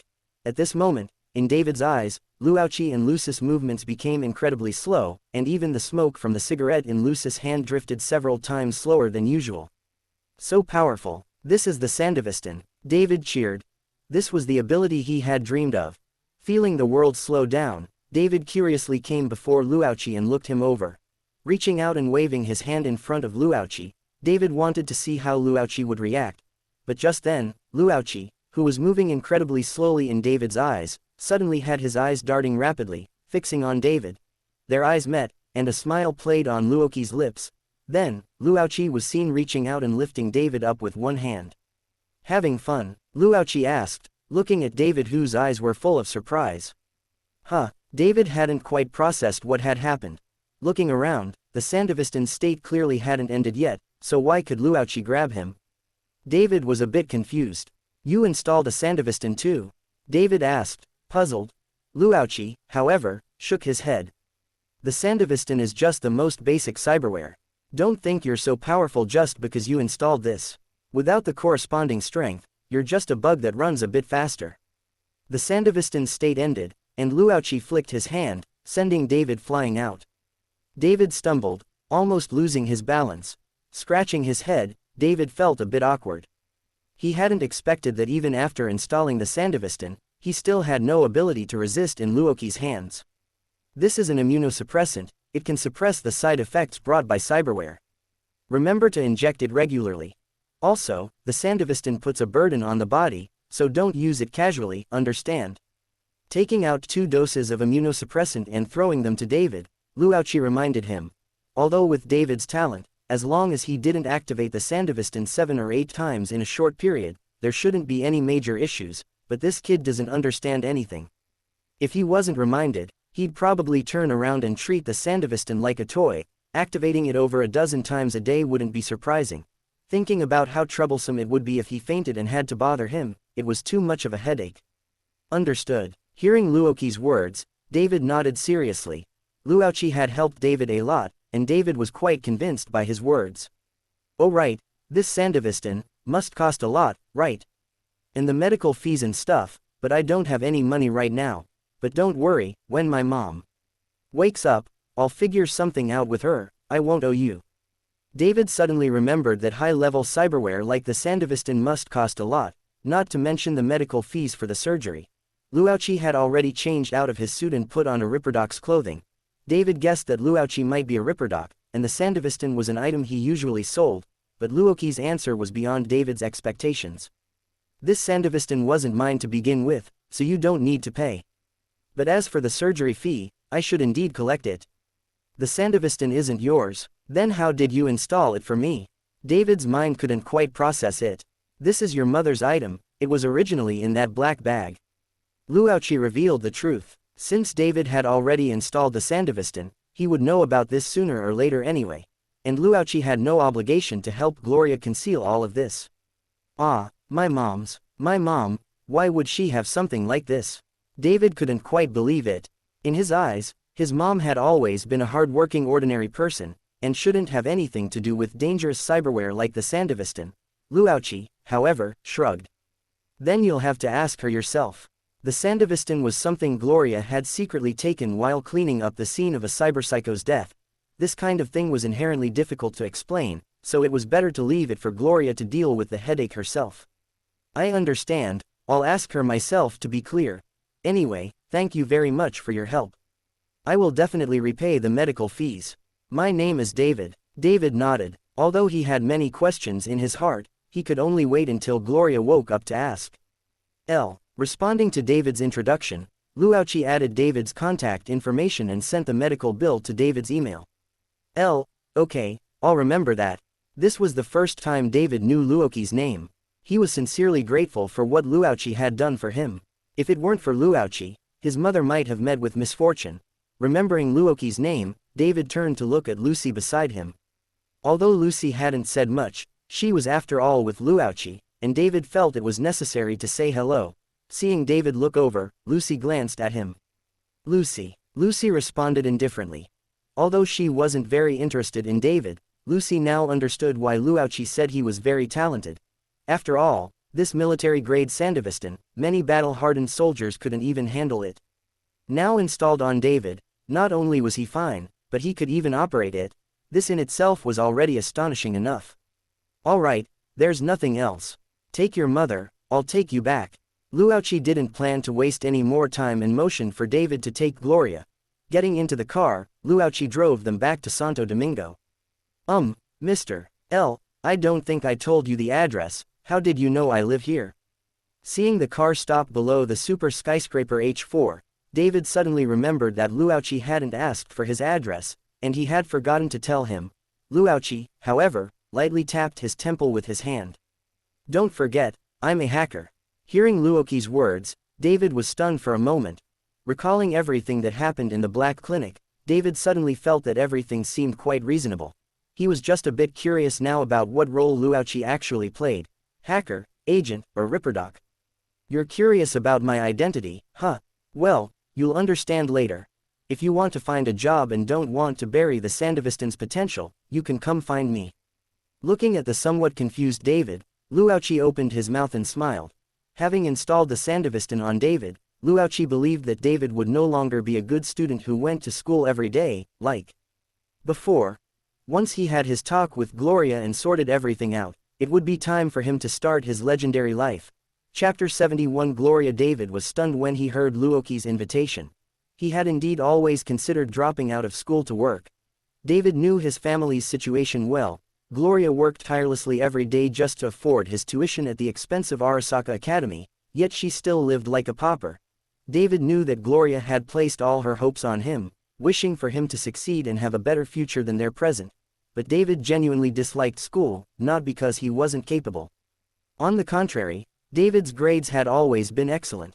The real reason was that David felt out of place among them, whether it was his classmates or the school itself.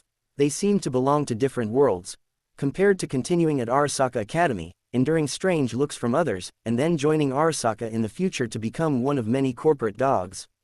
David would rather go out and venture into the world earlier, at least to make things easier for Gloria. Okay. Nodding heavily, David kept this matter in mind. David got out of the car and carried Gloria on his back. Lysandra, keep an eye on him. Notify me if anything happens. Watching David's retreating back, Luauchi gave the order to Lysandra. It wasn't that he feared David would run off, but mainly because he had installed the Sandevistan in him, and if others found out, they might target him. After all, the value of this cyberware was not low. The next day, Gloria, who had been brought home by David, slowly woke up. Opening her eyes, Gloria touched her still groggy head. Searching her memory, she recalled the last image before she fainted. Her car crashing straight into the overturned vehicle in front.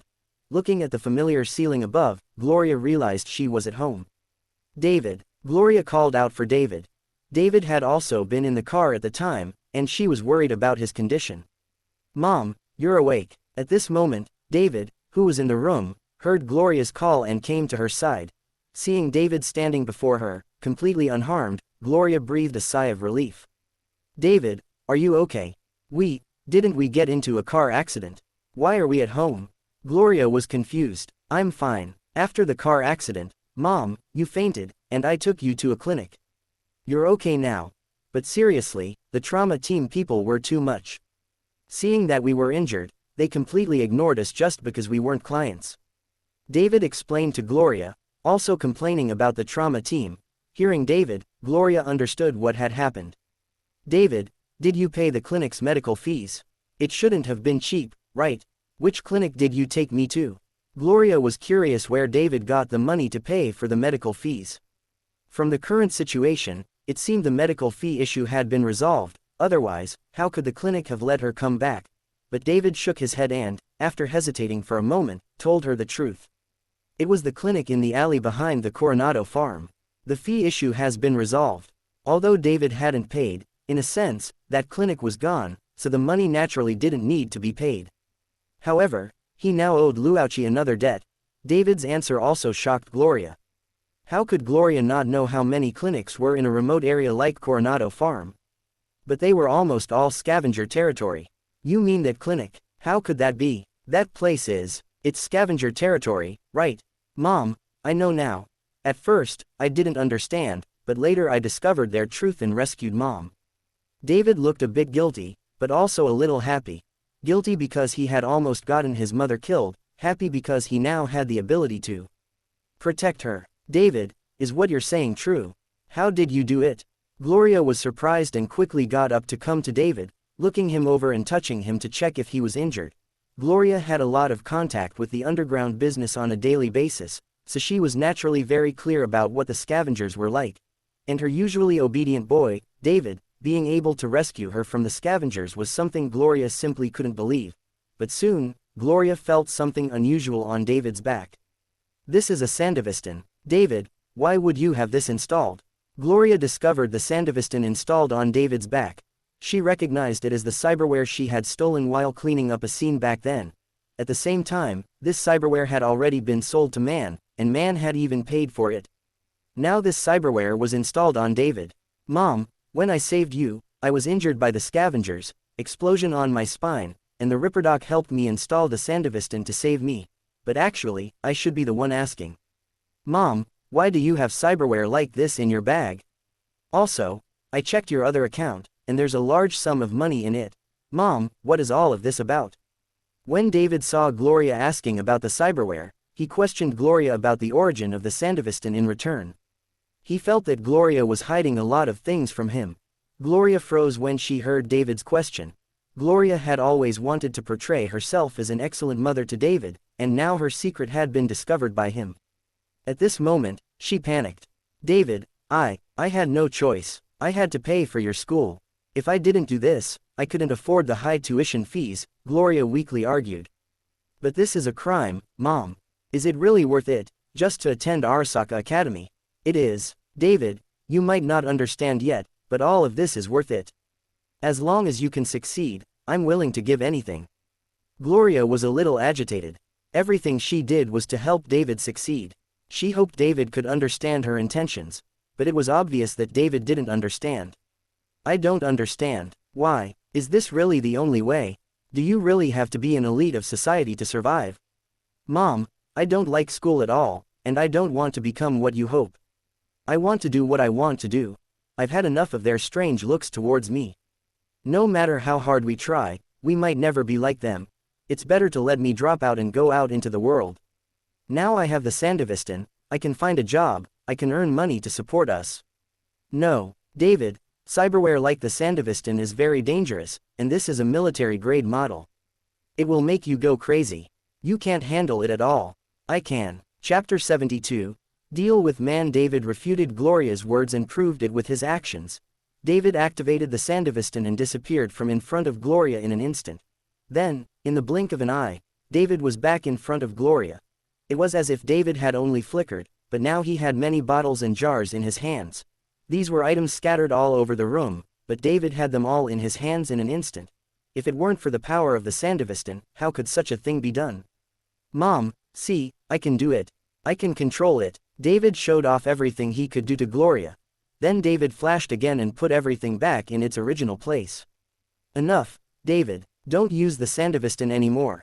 Gloria watched David activate the Sandevistan twice, her heart almost jumping out.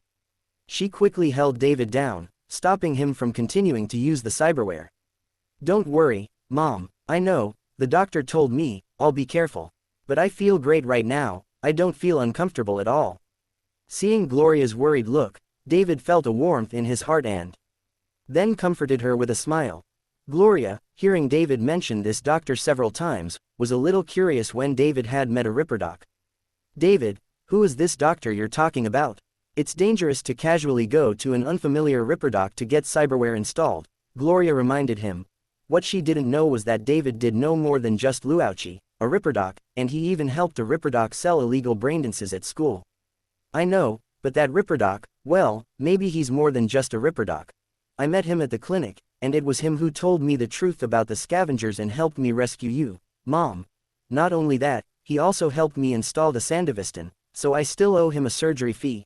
And he told me that if I wanted to find a job, I could look for him. In short, he's a very good person. David explained. Gloria's brows furrowed slightly when she heard David's words. She wasn't as naive as David. In her opinion, this Dr. David mentioned seemed to have helped them a lot.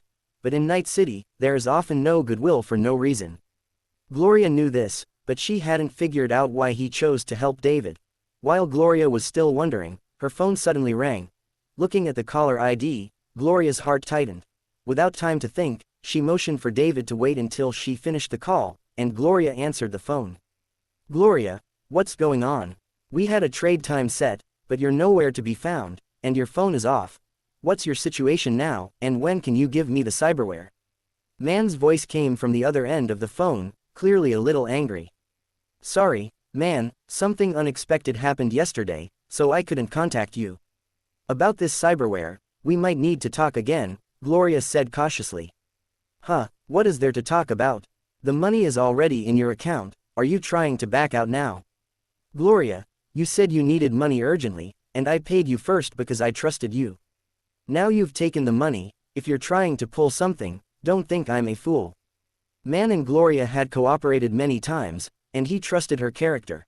Before the trade, Gloria said she needed money urgently, and Man also chose to pay the money first. As a result, a done deal now had complications, how could he not be angry? After all, this was the Sandevistan he had been longing for.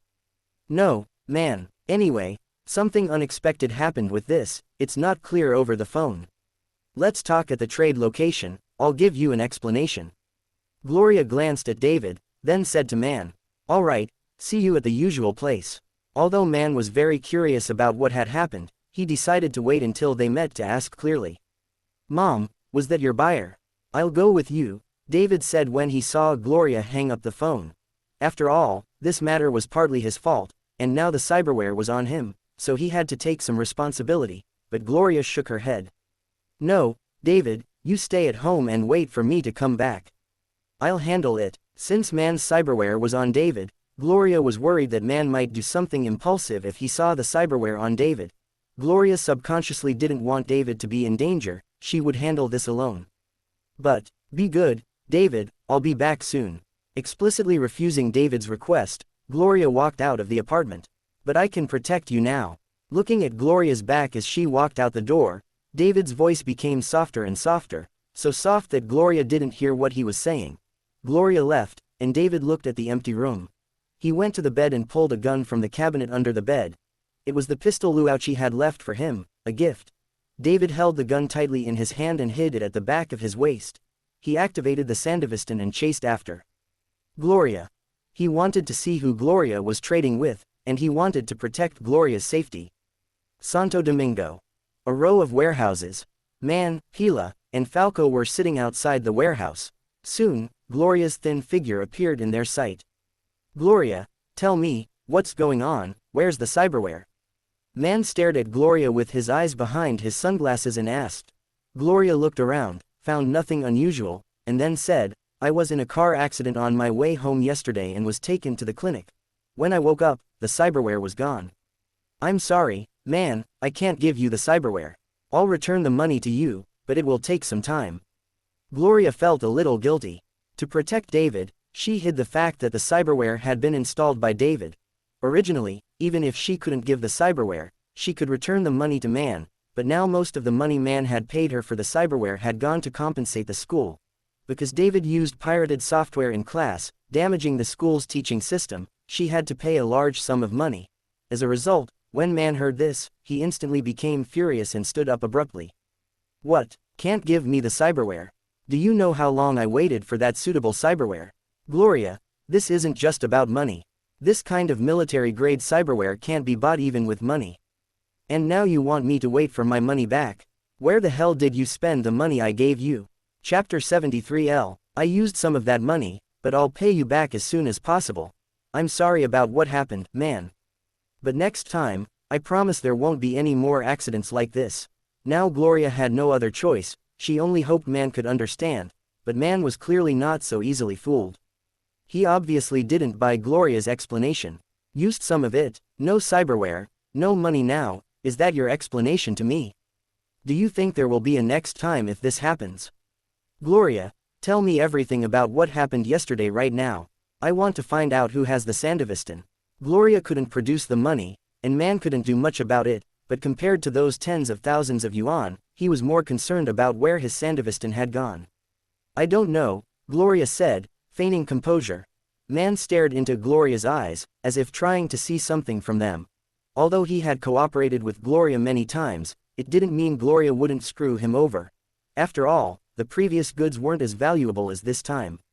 It wasn't impossible for Gloria to go back on her word this time and sell the goods to someone else, or to try to pocket his money. You'd better genuinely not know. I will find out. If you lied to me, you should know the consequences. Man warned Gloria and simultaneously waved his hand, motioning for Pila to step forward and install a tracker on Gloria. Now that the trust between Gloria and Man had fractured, Man naturally had to prevent Gloria from escaping. Hey, Ms. Gloria, you should understand the necessity of me doing this. Pila looked at Gloria's beautiful face, revealing a slightly lewd expression as he leaned forward, intending to install the tracking program on her. But just as Pila walked in front of Gloria and was about to make a move, a figure flashed forward, blocking Pila. This person was naturally David. Just now, David had been hiding not far away, eavesdropping on their conversation. Upon learning that Gloria hadn't told the truth, David's heart also tightened. He knew why Gloria was doing this, but he didn't want to evade responsibility. This matter wasn't that complicated originally, everything started because of him. If he hadn't used pirated software, it wouldn't have put Gloria in such a difficult situation. If he hadn't so naively sent Gloria to the Black Clinic at that time, he wouldn't have needed to get the Sandevistan installed. David had a responsibility, and he didn't want to run away from it. He couldn't let Gloria bear all of this for him. The cyberware was on him now, he was the one who should pay Man back, so he chose to rush out. David, Gloria gasped, looking at the suddenly appearing David. Huh, where did you come from? Who are you? Pila looked at the thin guy who suddenly appeared in front of him, still not understanding how he had suddenly appeared, and asked. I'm the one you're looking for. The Sandevistan is on me. David mustered his courage and shouted at Man and the others. David, you're crazy. Go quickly. This has nothing to do with you. Gloria tried to push David, hoping he would leave, but David's seemingly not so sturdy body was like a rock at this moment, completely unable to move an inch. And Man, hearing David's words, suddenly smiled. It seemed Gloria really had lied to him. Go where? Gloria, shouldn't you explain the current situation properly? And you, kid, who are you exactly, and why did you take my Sandevistan? My name is David, and I'm Gloria's son. After the car accident yesterday, my spinal nerves were injured, and a Ripperdoc installed the Sandevistan to save me. The cyberware is on me now. I will handle the money issue. Please don't make things difficult for my mom. Taking a deep breath, David explained to the tall and burly man in front of him. And Man and the others, upon hearing David's explanation, exchanged glances and then burst into laughter. Ha ha ha, you installed a Sandevistan? Are you kidding me, kid? With a build like yours installing this military-grade cyberware, you'd die instantly, wouldn't you? Stop joking. Pila covered his stomach and mocked David. Although it was quite rude, it was indeed shocking enough for someone with David's small frame to install cyberware like the Sandevistan. I'm not joking. Facing their doubts, David turned around and lifted his clothes from behind, revealing the Sandevistan installed on his spine. After seeing this scene, Man and the others immediately fell silent, and before they could say anything, an even more shocking scene occurred. David flashed, and his person disappeared, then his voice appeared behind Man and the others. This is the ability of the Sandevistan. Now you should believe it, right? Man and the others looked back and found that David was already standing behind them. At this point, they also realized that David had appeared with the Sandevistan activated from the beginning. This meant he had activated the Sandevistan twice in a short period. Was this something a normal human could do?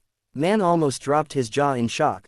But after thinking for a moment, Man chuckled lightly and said, Kid, whether you have the Sandevistan installed or not, and whether you're Gloria's son or someone else, the cyberware on you is mine, understand?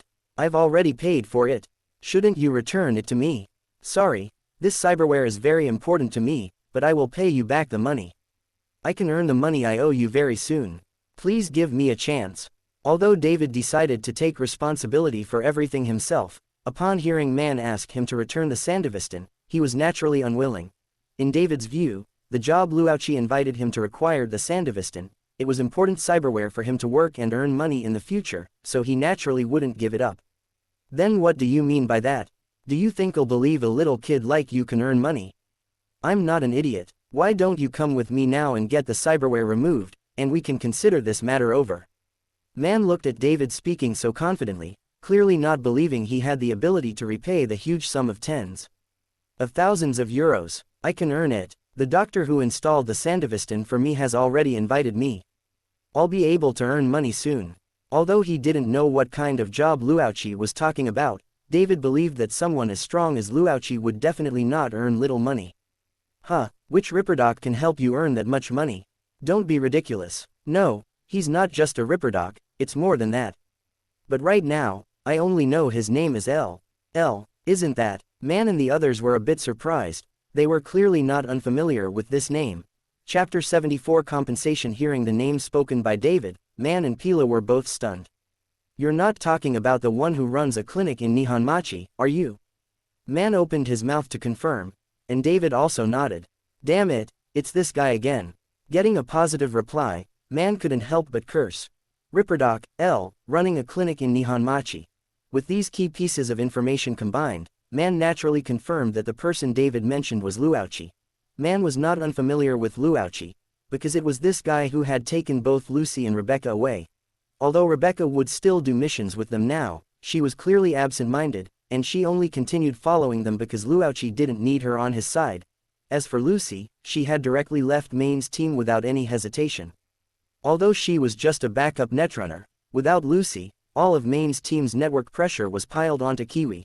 Kiwi was practically dying of a headache now. All of this was clearly caused by Luauchi. Man simply couldn't figure out what was going on with this guy, how he had such great charm that both Lucy and Rebecca ran off with him. Pila, who was standing by, felt even more so. After Pila learned that both Rebecca and Lucy were involved with Luauchi, besides mocking Rebecca, he also wanted to go find Luauchi to settle the score, but he was stopped by Rebecca. What made him even more upset was that he didn't know what had happened to Rebecca, but now she could easily pin him to the ground and beat him. Man and Pila could now be said to hate Luauchi intensely, but there was nothing they could do about him. After all, both Lucy and Rebecca went willingly. As friends, they could only choose to respect their decision. But now, not only had this guy Luauchi taken Rebecca and Lucy, he had even installed his Sandevistan on a little kid. How could man possibly tolerate this? David heard man's cursing and was a bit confused. You guys know him, more than just know him, this guy really screwed us over. Forget it, let's leave it at that. Since you've already installed the Sandevistan, just keep it. As for my money, you have to pay me back as soon as possible. Man took a deep breath, calmed his irritable emotions, and finally could only say, since this matter involved Luauchi, he couldn't push too hard.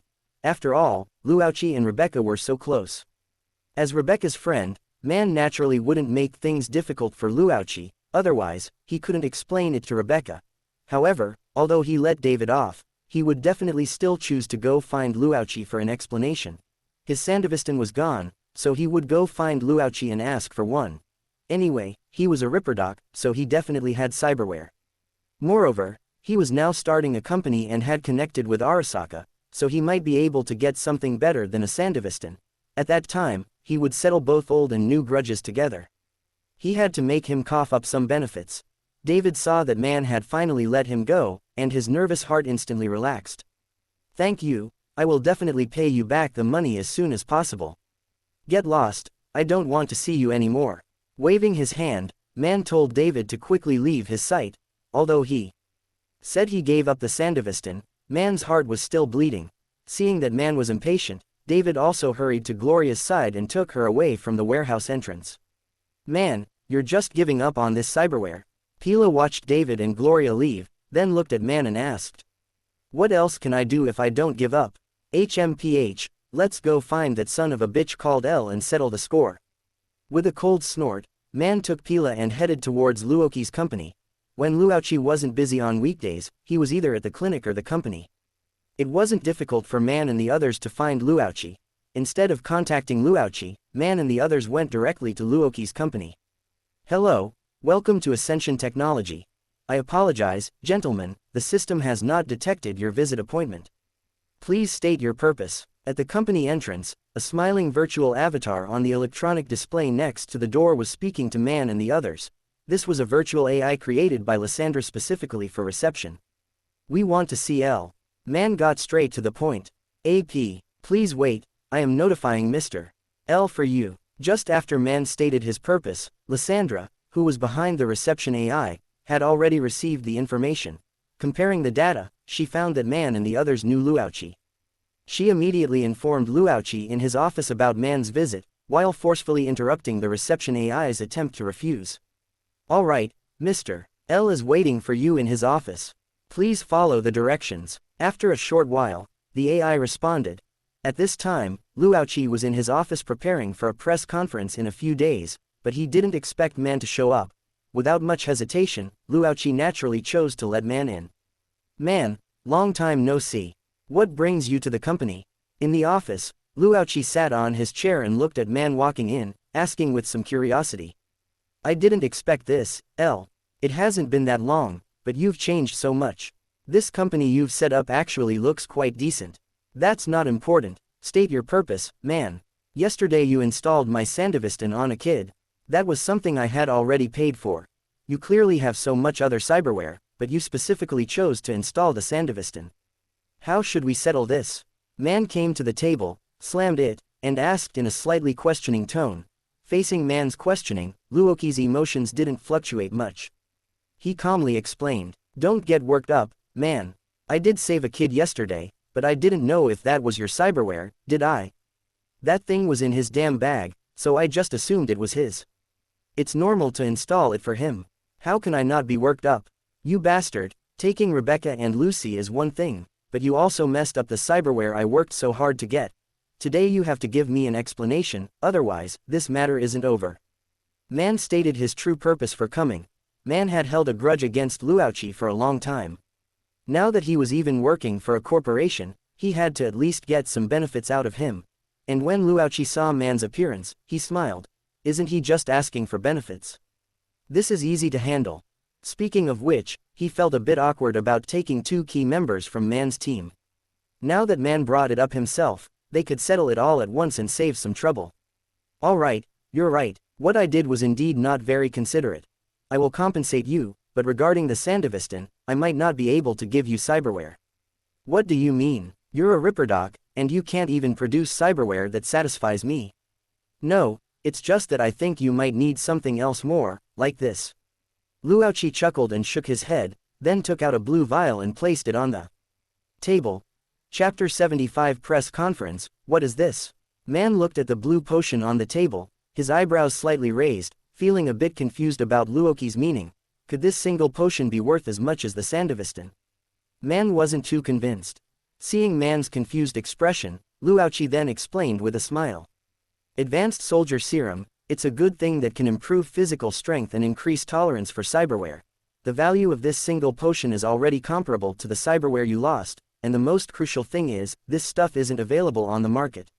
What Luoqi took out for Man was the Advanced Soldier Serum. Serums with this kind of efficacy are now exclusively supplied to Arasaka. Aside from the 10 doses that initially flowed into the underground clinics, you simply can't buy it on the market now. Hearing Luoqi's explanation, Man reached out and picked up the serum potion from the table, bringing it closer for a careful examination. Just this stuff, are you sure? I have no reason to lie to you, Man. I checked your body before, and if I'm not mistaken, you should be close to your limit. Frequent hand tremors, mental fogginess, and hallucinations, you should have all these symptoms, right? You should know what these symptoms mean. Now, this can solve your situation and allow you to avoid downgrading your cyberware.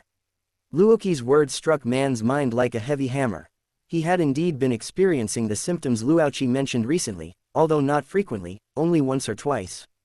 However, he also understood that these were the precursors of Cyberpunk. When this situation occurs, you either downgrade your cyberware or just wait to die. But to downgrade his powerful cyberware, he was unwilling. He had gone through so much effort to reach his current level, and he couldn't give up his strength. He even wanted to install the Sandevistan to improve himself further. Alright, how do I use this? After a moment of silence, Man accepted the potion. If the potion had the effect Luoqi described, then it would indeed be very useful to him. Man was quite satisfied with this compensation. Find a trustworthy Ripperdoc to help you inject it. Of course, you can also come to my clinic tonight to find me, I can help you. Evening. Inside Luoqi's clinic. Man, who had finished injecting the potion, slowly woke up. Luoqi told Man to find a trustworthy Ripperdoc, and Man naturally still asked Luoqi for help. After all, he was the one who gave him the potion, so he must know the most about it. How do you feel? Very good, I am very satisfied. Man's mind was now very clear, and the previous mental fogginess had been relieved. Feeling his physical state, Man smiled. Although you have injected the potion and your situation has been relieved, it doesn't mean you can install cyberware without limit. The potion only increases your ability to tolerate cyberware, but there is still a limit. If you don't stop installing cyberware, you will still become Cyberpunk in the future. Seeing Man's excitement, Luoqi spoke up to remind him. He was a little worried that Man would install even more cyberware after injecting the serum. Man hasn't harmed anyone around him due to Cyberpunk yet, and is clearly not too concerned about it. Luoqi doesn't have any better way, he can only give him a verbal reminder. Haha, got it, Man replied to Luoqi with a smile, apparently in a good mood. Since Man said so, Luoqi didn't say anything else and then let Man leave. 2 days later, News 54 reports to you. Just today, Arasaka held a press conference and announced the establishment of a cooperative relationship with the technology company, Ascension Technology. Let me take you into this press conference and unveil the mystery of Ascension Technology. Together, at the press conference, the News 54 reporter was speaking to the camera, and the camera turned to the platform in front. With the continuous efforts of numerous staff members, the press conference venue was quickly set up. The main member of the press conference, the spokesperson representing Arasaka's marketing department, tidied up his attire, and after confirming that there were no issues, walked onto the stage. Coming to the front of the camera, the press conference officially began. Today, I am very happy to be here to represent Arasaka and host this press conference. As a world-class armed technology company, Arasaka's service scope covers many industries such as armed manufacturing, security, banking, and many other industries. We have always been committed to providing better quality to corporate clients. Hey, these guys from Arasaka are just like this. They talk nonsense at the beginning every time, wishing they could praise their company to the sky. Below the stage, Jack, a suit-wearing thug in a refined suit who looked extremely burly, looked at the Arasaka spokesperson on the stage who was talking nonsense and complained to Luauchi beside him. Jack had always disliked these guys. Not a single word was valuable, and the opening remarks were always the same few sentences every time. However, although Jack complained, he only whispered quietly to Luauchi. After all, this is Arasaka's home ground, and he came here as an employee of an Arasaka partner company, so naturally he couldn't let outsiders hear this.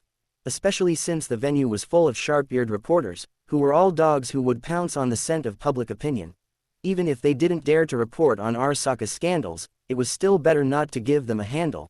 Luauchi, who was beside him, saw Jack leaning over to complain in a low voice and chuckled.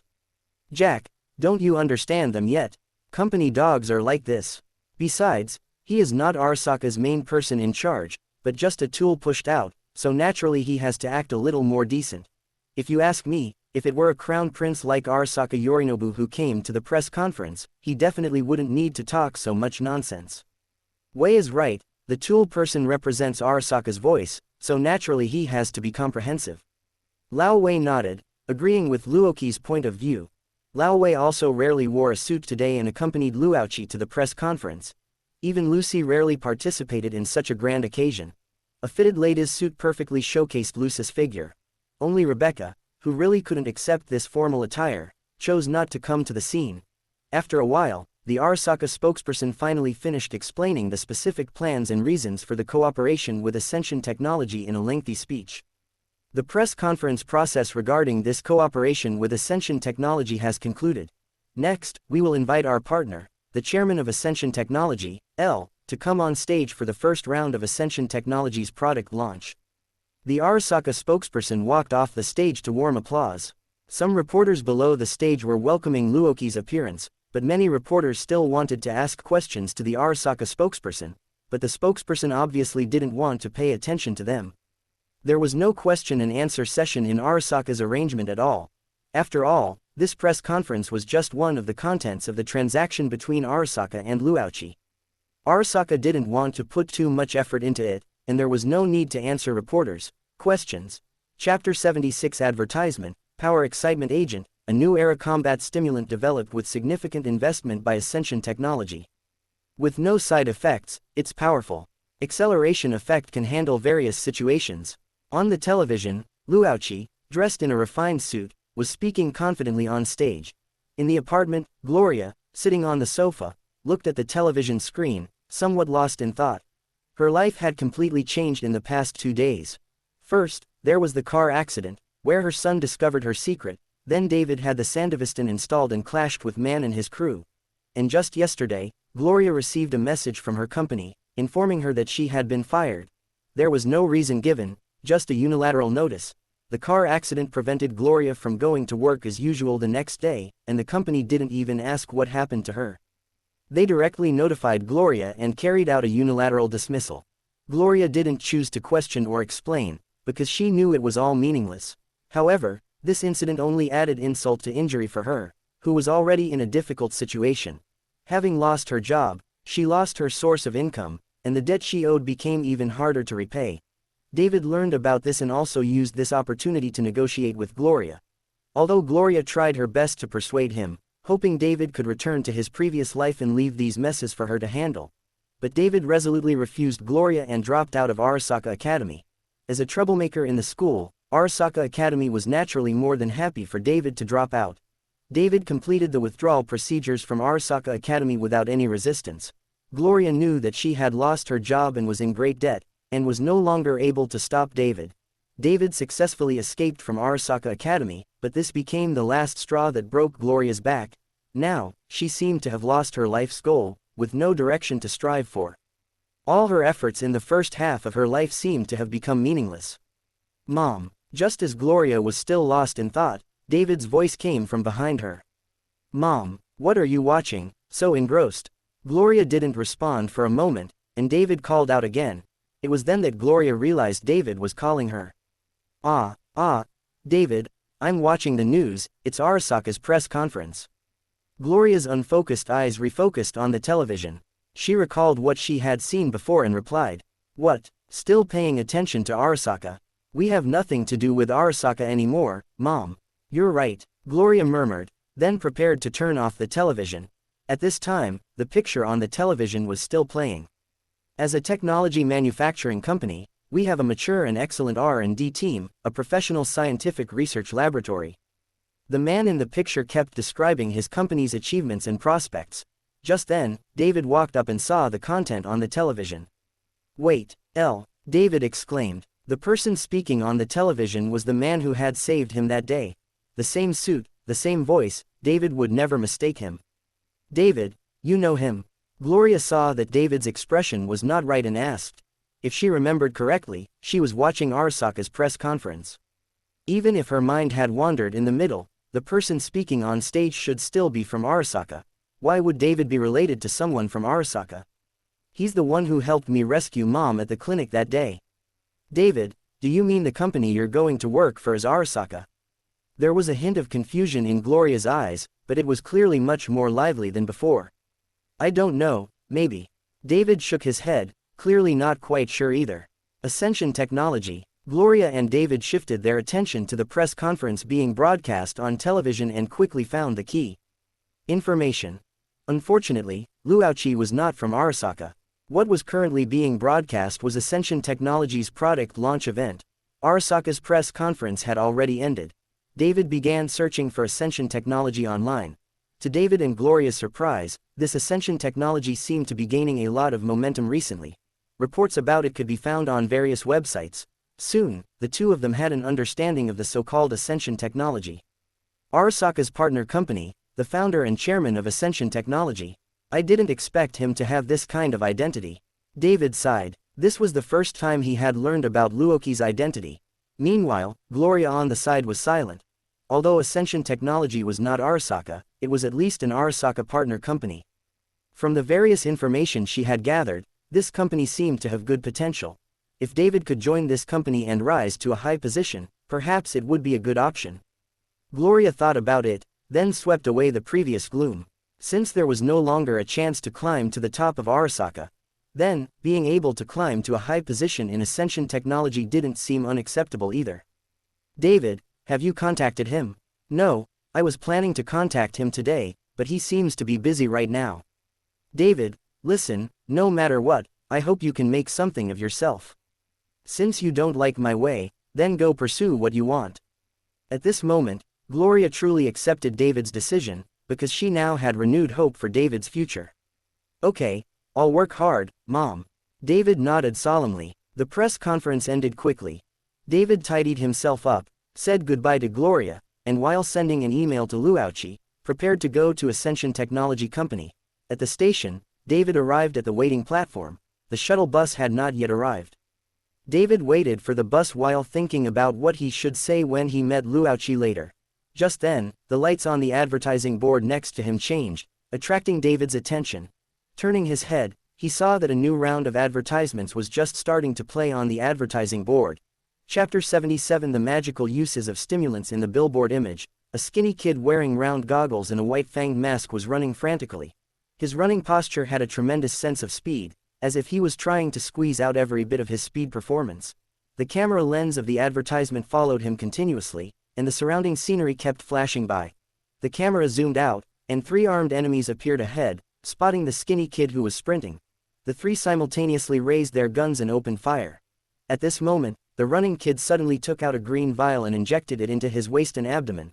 His already not slow pace instantly became even faster, and at the same time, streams of green light trailed behind him, fully showcasing the surge in speed. Just as his speed reached its limit, he executed a stylish slide tackle, sliding into the midst of the enemies.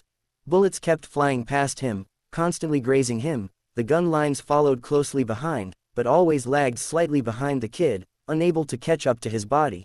The kid who rushed into the enemy crowd drew his gun and fired, instantly killing the three of them. Then the camera zoomed in, and the kid approached the camera, took out an uninjected vial, and spoke the advertisement's lines. Run fast, hit fast, win fast. Ascension Technology Power Excitement Agent, experience the feeling of flying, always one step ahead, leaving death far behind. Jointly produced by Ascension Technology and Arasaka Pharmaceutical Labs. Quality guaranteed, affordable price. The screen froze at this moment, turning into a promotional image, with a large promotional slogan plastered on the screen, attracting the attention of passers-by. This advertisement was naturally designed by Luauchi, and the protagonist was completely based on the image of the Power Kid. Just today, the promotion and distribution related to Ascension Technology and the Power Excitement Agent have officially launched. Cooperating with the heat of the press conference, various types of advertisements were placed throughout Night City. It was not strange for David to see relevant advertisements in the subway station. In fact, not only this larger billboard, but many other small places also displayed advertisements for the Power Excitement Agent. Open black lens bracket. Working overtime late, tired and sleepy, just inject Power Excitement Agent. Just a small vial, keeping you excited all night long, close black lens bracket. Small advertisements like this, with pictures and slogans, could be found in many places in the station. Power Excitement Agent, so powerful. Looking at the content on the billboard, David couldn't help but exclaim in admiration, feeling a little more anticipation for Ascension Technology. The train entered the station, David got on the train, and went all the way to Ascension Technology. Mr. David Martinez, welcome to Ascension Technology. Chairman L is currently in business negotiations, please proceed to the reception room and wait patiently. I will notify Chairman L of your arrival as soon as possible. In front of the Ascension Technology gate, the reception AI verified David's identity, then allowed him entry and guided him to the reception room. Stepping into Ascension Technology, David curiously looked around at the company's environment. Although Ascension Technology's office building was not located in the company square where large companies were clustered and high-end office buildings were everywhere, its internal decoration was also quite high-end. Especially with numerous employees constantly shuttling between various office workstations, a busy scene that clearly showed the company's vigorous vitality. Passing by an office cubicle, through the transparent glass wall, he could see an employee at a workstation continuously operating a computer terminal. The employee was focused on his work, not noticing David watching him from outside the glass wall, or perhaps he didn't have time to pay attention. He finished processing a document and sent it out. But before the employee could relax, more work was immediately sent to the terminal for him to handle. Looking at the gradually accumulating work and feeling his tired body, the employee felt like he couldn't go on. In the past few days, his daily sleep time did not exceed 4 hours, and the rest of the time was basically spent busy with Ascension Technology's Night City debut. And today's press conference pushed the workload to a peak, with large batches of orders needing to be processed. His brain was almost overloaded, but the employee gritted his teeth, pulled open the drawer on his right side, took out a green vial from inside, and injected it into himself.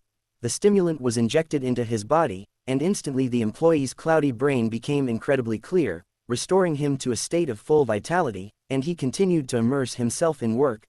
This was the Power Excitement Agent that Luauchi thoughtfully prepared for these excellent employees. Although the acceleration effect of the Power Excitement Agent only lasted for 1 minute, the excitatory effect it brought to the user was not synchronized with the acceleration of physical functions. This state of brain excitement would last longer, and combined with the lack of side effects, using stimulants to improve work efficiency became a feasible solution. And David, watching this scene from outside the wall, was dumbfounded. If he wasn't mistaken, this guy was injecting Power Excitement Agent. David was somewhat shocked. How could these Ascension Technology employees be so diligent and hardworking, to the point of injecting stimulants to restore their work efficiency in order to complete their tasks? Furthermore, looking around, there were quite a few others who, like the employee in front of him, continued to work after injecting the stimulant. What David didn't know was that this employee actually didn't want to work so hard at all, but he had no choice. If he had the chance, he definitely wouldn't choose to come to this company as an undercover agent.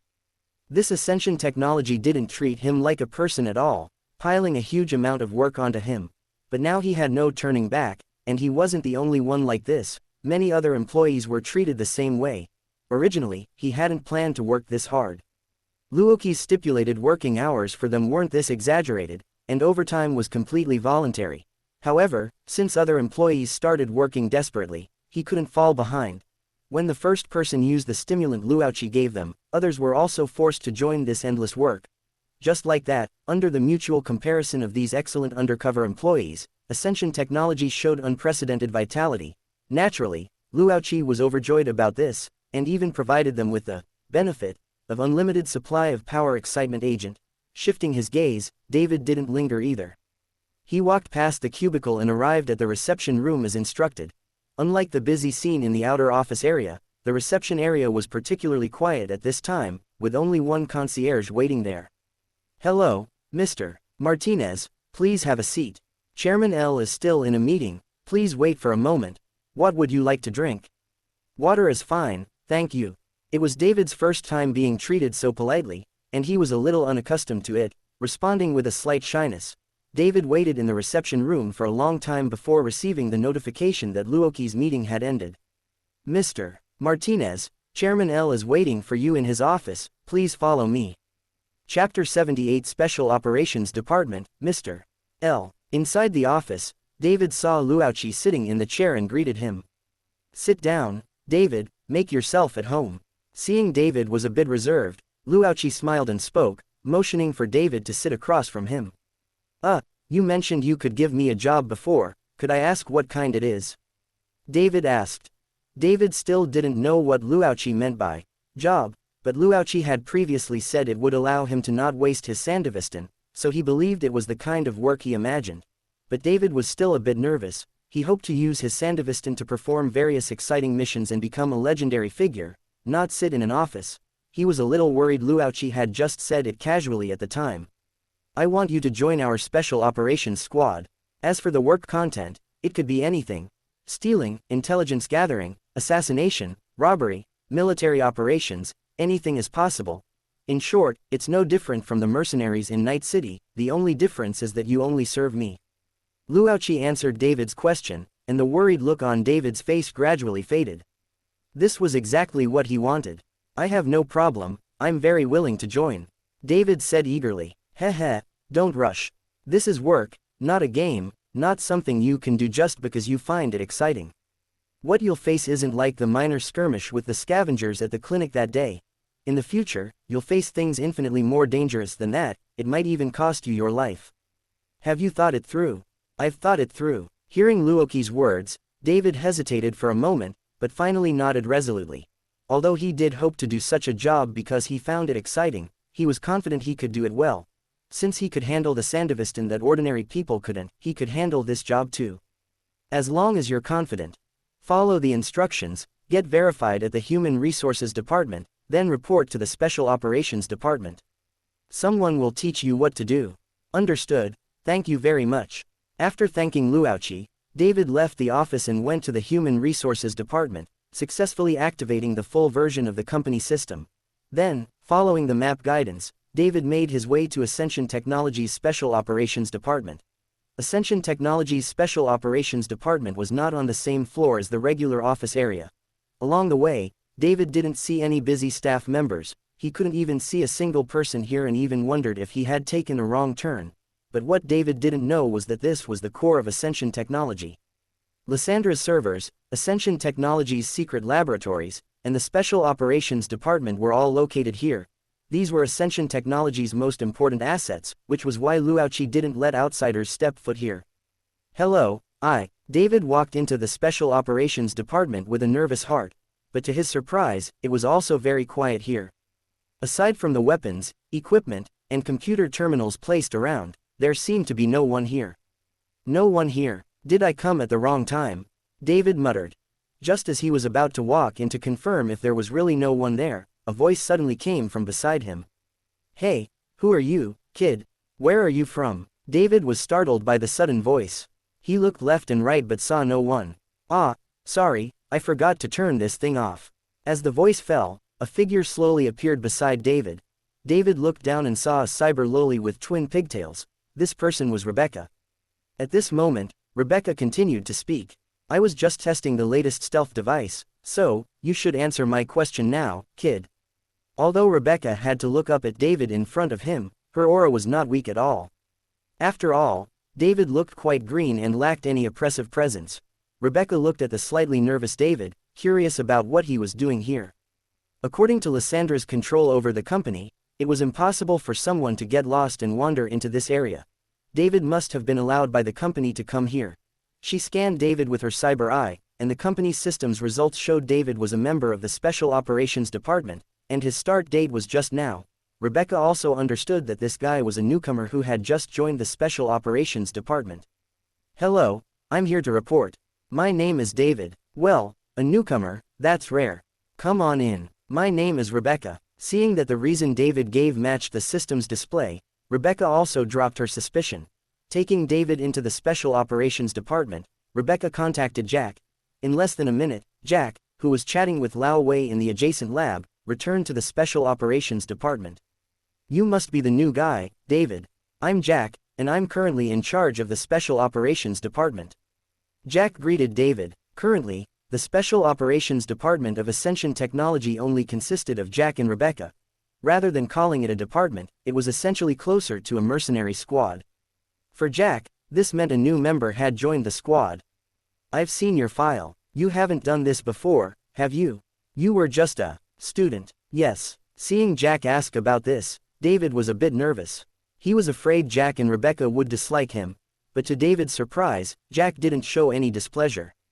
Instead, he smiled and said, "It's all right, Mr. L told me you're very talented. I'll help you get familiar with things here, don't worry. This is an Arasaka training chip. Practice the most basic combat techniques first, and then I'll take you on your first mission." Jack took out a chip and handed it to David.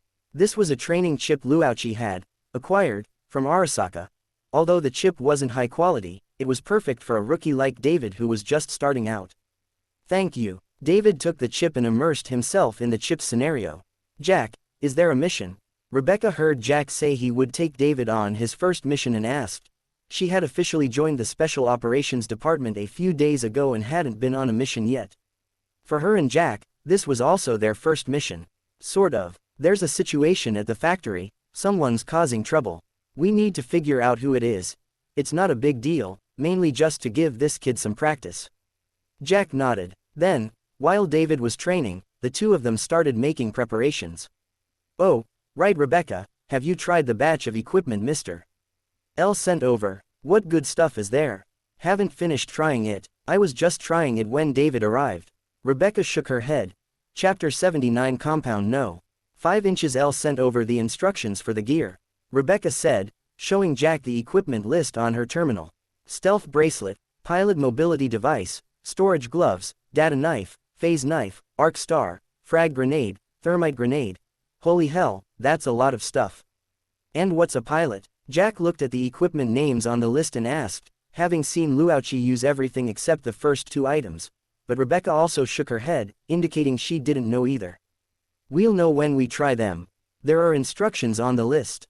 Rebecca and Jack began experimenting with the brand new equipment. Meanwhile, in the office on the other side, Luauchi was constantly flipping through the system interface. Today was only the first day the Power Excitement Agent was released, but a large number of orders had already come knocking.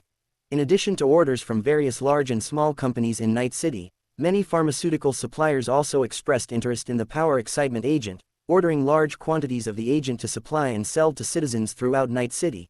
The funds that had been depleted for production and promotion quickly saw their first wave of recovery. Now Luauchi had enough funds to install more modules. Luauchi planned to further enhance Ascension technology and his own strength. Ascension technology was developing rapidly.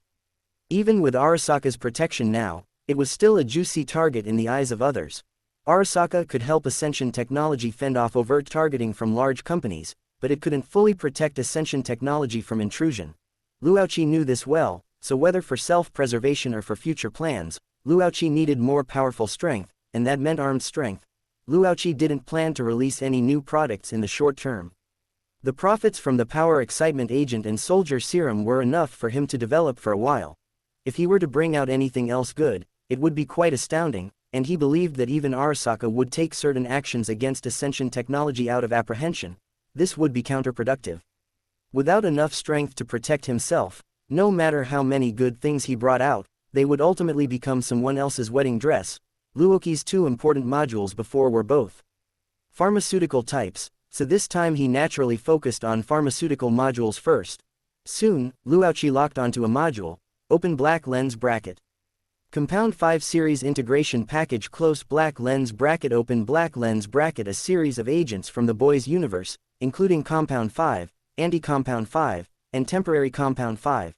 Compound 5. After injection, the user gains special abilities. Due to the massive physical transformation required, using this agent usually requires cultivation during infancy. Adults using the agent will experience strong rejection and a very high probability of death. However, as long as the body is strong enough or sufficiently lucky, they can resist this rejection reaction. Anti-Compound 5 can suppress the genetic modification effects brought by Compound 5, temporarily removing the target's special abilities from Compound 5, turning them into ordinary people. Temporary Compound 5 allows ordinary people to briefly possess the abilities modified by Compound 5, and adults can also use it. However, the side effects are extreme, significantly damaging the user's genes. Ordinary people who use it more than 3 times will likely suffer incurable brain trauma and die. Close Black Lens Bracket Open Black Lens Bracket. Price Adjustment. World Adjustment plus 20% Package Discount minus 20% Close Black Lens Bracket Chapter 80 Preparation completed Open Black Lens Bracket Item Module. 80,000 euros Set Close Black Lens Bracket Open Black Lens Bracket Alchemy Station Recipe Expansion. 800,000 euros Close Black Lens Bracket. These were the modules Luauchi planned to install. Compound 5 is extremely potent, it allows people to gain special abilities, and its upper limit is very high. However, its drawbacks are also obvious. First is the side effect. The risk of injection for adults is high, and for ordinary people, only a very small number can luckily survive, but this problem is easy to solve. The description states that sufficient physical strength can ignore this reaction, and a body that has been injected with soldier serum can completely meet this requirement. The most crucial drawback is that while the upper limit for gaining special abilities is high, the lower limit is very low. At the top, there are the strongest modified individuals like Homelander, capable of flying, burrowing, and shooting lasers from their eyes. At the bottom, there's the dick hero, with only an extra long dick. In short, any ability is possible to obtain. It's entirely up to luck, or perhaps, talent. Although the uncertainty is great, Luauchi still chose Compound 5, because no matter what kind of ability is obtained, the injected superhumans will more or less have an increase in physical strength. If a powerful special ability can be obtained, it's definitely a huge profit. Even if a slightly worse one is obtained, it's not a loss. Furthermore, the temporary Compound 5 in the integrated package was also one of the potions Luauchi was interested in. Although this potion has significant side effects and is not suitable for personal use, it is absolutely perfect as a pharmaceutical for sale. When Ascension technology develops in the future and has enough strength to release temporary Compound 5, this powerful potion will definitely be snatched up by major corporations. Exchanging it now can also be considered an early investment. After all, the minus 20% package discount is quite appealing, and 800,000 euros is affordable for Luauchi at present. Having made his decision, Luauchi installed the modules and then came to Ascension Technology's secret laboratory. Luauchi had now moved production equipment such as the workbench and alchemy station from the studio here. After all, compared to the clinic, this place is a bit safer, and it's also more convenient to come here for operations on weekdays. In the laboratory, Lao Wei was slacking off watching a boxing match, while the alchemy station behind him was continuously producing advanced soldier serum. Lao Wei did not break his promise. He came to the laboratory to help Luauchi develop Ascension technology. Currently, this laboratory is mainly used by Lao Wei. Currently, there are no research projects needed for the time being, so Lao Wei watched boxing matches while producing serum potions. He wasn't picky about the location either. Why are you here? Are things upstairs finished? Seeing Luauchi arrive at the laboratory, Lao Wei was curious why Luauchi had time to come here today. He had thought Luauchi would be very busy today. Almost finished. The rest are insignificant orders. It doesn't matter if they come back tomorrow to discuss them. I came here mainly about the new potion. There's a new potion? Yeah, I'll show you. Luauchi came to the alchemy station and stopped the one that was producing soldier serum.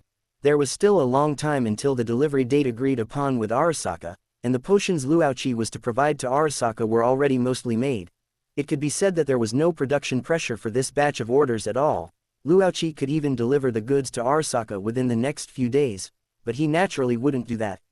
Letting Arasaka know the true production efficiency of the serum potions was not a good thing. Luoqi wouldn't notify Arasaka that the potions were finished until the last day. Luoqi brought up the recipe and showed it to Lao Wei. Compound 5, what is the effect of this potion this time? Lao Wei looked at the name of the potion on the recipe and asked. From the complexity of the recipe and the various rare materials, Lao Wei could already sense that this potion was not simple.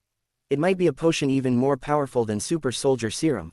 Although he was already used to Luoqi bringing out technology he had never seen before, he couldn't help but feel a little shocked every time. It's not easy for me to explain the effect of the potion in words, you'll likely only understand it after seeing it with your own eyes. In short, this potion is very powerful, and it might even exceed your understanding, Lao Wei. Just be mentally prepared. Luoqi shook his head. This kind of supernatural power wasn't that easy to explain, and Lao Wei responded with a light chuckle. You've already brought me too many shocks, I was prepared for this kind of thing a long time ago. Luoqi showed Lao Wei the Compound 5 recipe, and then ordered a batch of raw materials from the suppliers. Now with the identity of Ascension technology, obtaining many materials has become much simpler. It didn't take long for Luoqi to get all the materials sorted, but it would still take some time for all the materials to be ready. Luoqi also confidently handed over the production of Compound 5 to Lao Wei, asking Lao Wei to keep an eye on the material progress. Since he had nothing else to do, Luoqi prepared to go next door to the Special Operations Department to take a look.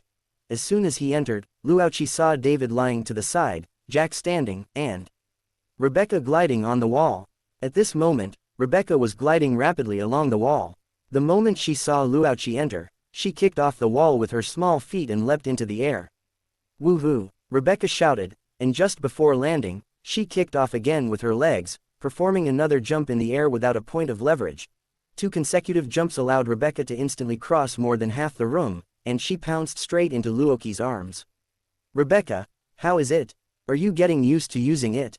Luoqi supported Rebecca, who was hanging on him, with his hand and asked with a smile. Rebecca's ability to perform wall gliding and double jumps was naturally due to the pilot mobility gear. The ultra-high mobility provided by the pilot mobility gear allows the user to move at high speed on the battlefield, performing actions such as wall gliding, slide tackling, and double jumps. Well, I still need to get used to it. Rebecca voluntarily jumped down from Luoqi and replied to him. This was also Rebecca's first time using this equipment. With her physical fitness, she could now control the mobility gear well, but she still needed to familiarize herself with the operations and gradually apply them in actual combat. Then practice more. Oh, right, how is that kid David? Luoqi patted Rebecca's head to encourage her, and then inquired about David's situation. I gave him the training chip for training, it will probably take some more time. I'll have him get familiar with the team and tasks these past few days. I believe he will grow up quickly. Jack ignored the small gestures between Luoqi and Rebecca, looked at David, and stated his plan, and Luoqi also nodded. He was quite relieved to hand David over to Jack. Jack was very patient with people, and he believed he could train David into an excellent mercenary. Time flew by, and soon all the materials required for refining Compound 5 were complete. Just today, Luoqi received a notification from Lysandra, and Lao Wei also contacted him asking him to come to the lab. Chapter 81 Energy Absorption inside the laboratory. When Luoqi arrived, he saw Lao Wei standing in front of the alchemy station, a hint of anticipation on his face. You've come at just the right time. The first dose of Compound 5 is almost finished producing. As soon as the materials were all gathered, Lao Wei had already begun producing Compound 5. This time, the potion was entirely for internal use, so there was no need to spend time researching other versions. Before long, the first dose of Compound 5 was produced. The blue liquid flowed quietly within the test tube, looking no different from the Super Soldier Serum. Luoqi took the Compound 5 handed to him by Lao Wei, placed it on the workbench for testing, and confirmed the potion's effect was fine. All right Lao Wei, inject me. Having confirmed the potion was okay, Luoqi didn't hesitate and immediately planned to inject the Compound 5. Having already been injected with the Super Soldier Serum, coupled with the enhancements from the Tyrant Cyberware, he naturally didn't need to worry about these side effects. The laboratory was equipped for surgical procedures. Seeing this, Lao Wei said no more and instructed Luoqi to lie down on the chair. Having gone through the experience with the Soldier Serum, Lao Wei was becoming increasingly skilled at injecting such unknown potions. Activating the biological monitoring program as usual, Lao Wei quickly completed the injection for Luoqi. However, this time wasn't as easy as with the soldier serum. After Compound 5 was injected into Luoqi's body, his muscles began to visibly writhe. A look of pain appeared on Luoqi's face, and his body involuntarily curled up, clearly enduring immense suffering. The activation of Compound 5 brought about genetic-level enhancements. This modification at the very root of life was clearly not pleasant. Lao Wei quickly supported Luoqi's body to prevent him from falling, a worried expression also appearing on his face. Just then, the tyrant cyberware behind Luoqi suddenly operated at full power, the pain editor activating and cutting off Luoqi's pain perception. The expression on Luoqi's face quickly returned to normal. At the same time, the powerful attribute boost from the tyrant suppressed the abnormal reactions within Luoqi's body. Soon, Luoqi recovered completely, and the transformation from Compound 5 was also complete. Luoqi suddenly sat up from the surgical chair. "How is it, L? Are you okay?" Lao Wei, seeing that Luoqi seemed fine, let out a sigh of relief. "I'm fine, it just hurt a bit. I'm okay, though I have the pain editor. If someone else injected it, it might not be so easy." Luoqi nodded to reassure Lao Wei. Luoqi had originally intended to personally test the reaction to injecting Compound 5, which is why he hadn't activated the pain editing module from the start.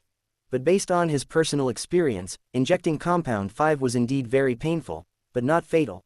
As long as someone has been injected with the 100% effective super soldier serum, they can withstand this reaction. They just need to endure the pain for a period of time. Responding to Lao Wei, Luoqi began to sense the superpower that Compound 5 had brought him. Slowly closing his eyes, Luoqi began to sense the energy in his surroundings. Just as Lao Wei was feeling a bit confused, he saw Luoqi suddenly grab the power cable connected to the instrument on the side. In an instant, electrical sparks flashed violently, and then the entire laboratory plunged into darkness. A power outage. What happened? The usually composed Lao Wei also let out a rare exclamation. The company's location was in the municipal center, not a place prone to power outages like Santo Domingo. The power supply here could be said to be extremely stable, with practically no chance of outages. Just before Lao Wei could react, the laboratory was illuminated again. "Don't be nervous, Lao Wei, I was just testing the ability granted by Compound 5. Luoqi's voice rang out with the return of the light.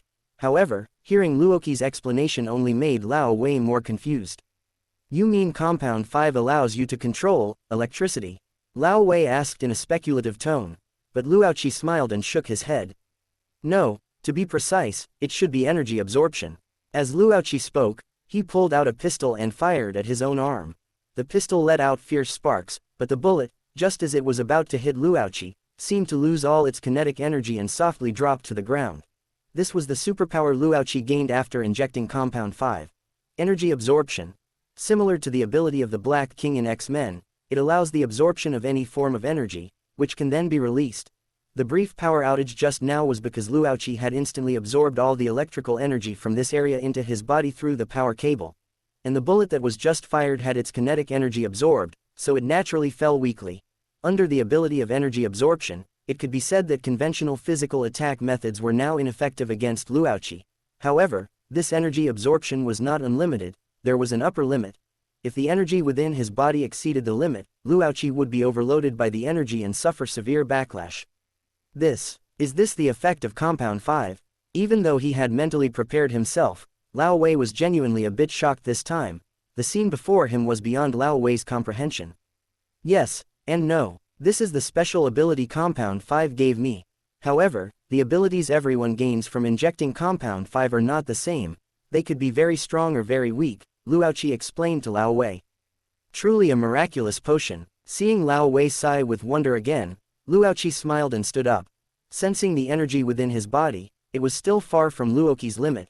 Luoqi was a bit curious about where his limit was, so he took out a heavy machine gun from his storage space and tossed it to Lao Wei. "Lao Wei, fire at me. I want to test my limit." Lao Wei took the machine gun from Luoqi, glancing at the large weapon in his hands with helplessness. "Are you sure? This might not be a good idea." "It's nothing, this kind of thing can't hurt me now. Just go ahead, Lao Wei." "All right." Hearing Luoqi say this, Lao Wei couldn't refuse any longer. As Lao Wei set up the machine gun and pulled the trigger, a large number of bullets instantly poured towards Luoqi. However, as these bullets approached Luoqi, they all seemed to lose their momentum and fell weakly to the ground.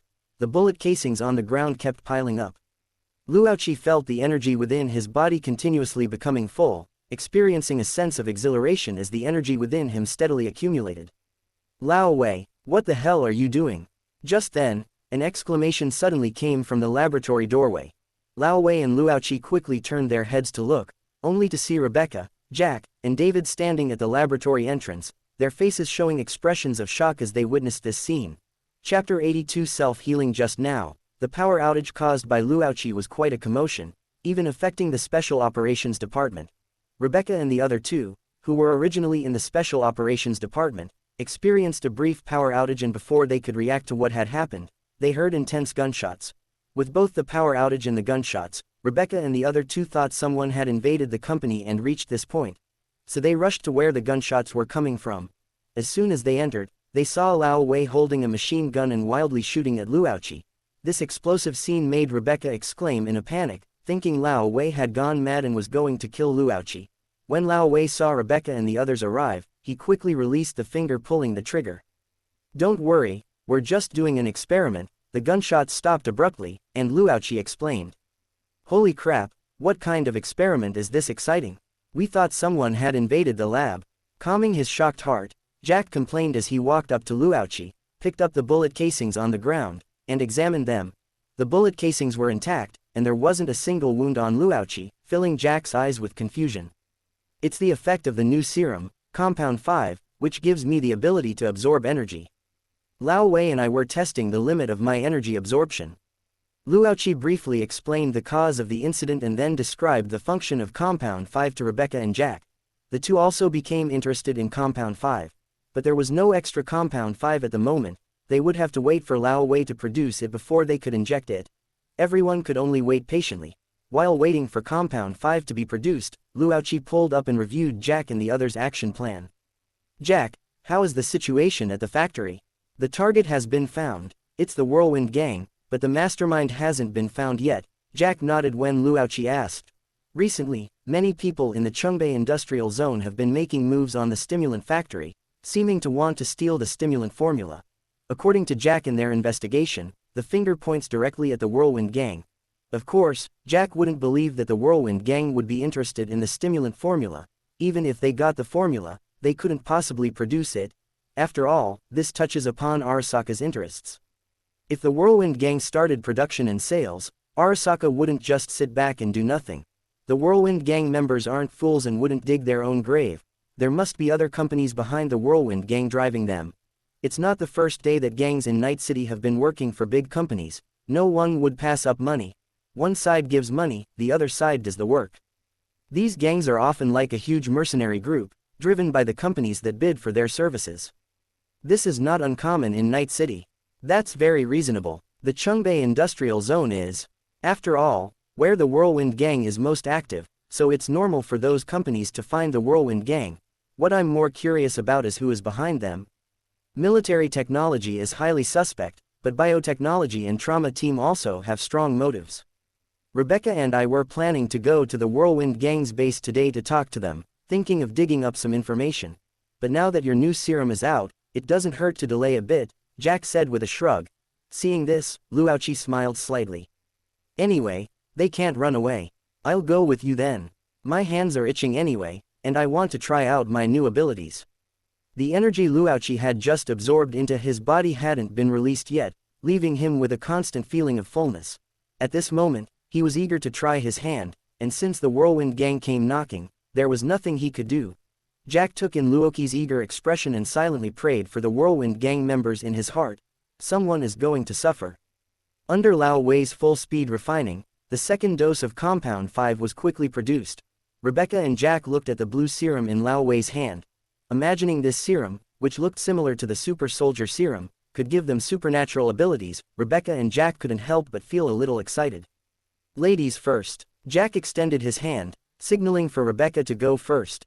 Anyway, it would be his turn sooner or later, so Jack wasn't in a hurry. Seeing this, Rebecca didn't hesitate and immediately lay down on the operating chair. Soon, Lao Wei completed the injection for Rebecca. Amidst Rebecca's painful wails, Compound 5 gradually changed Rebecca's genes, giving her brand new abilities.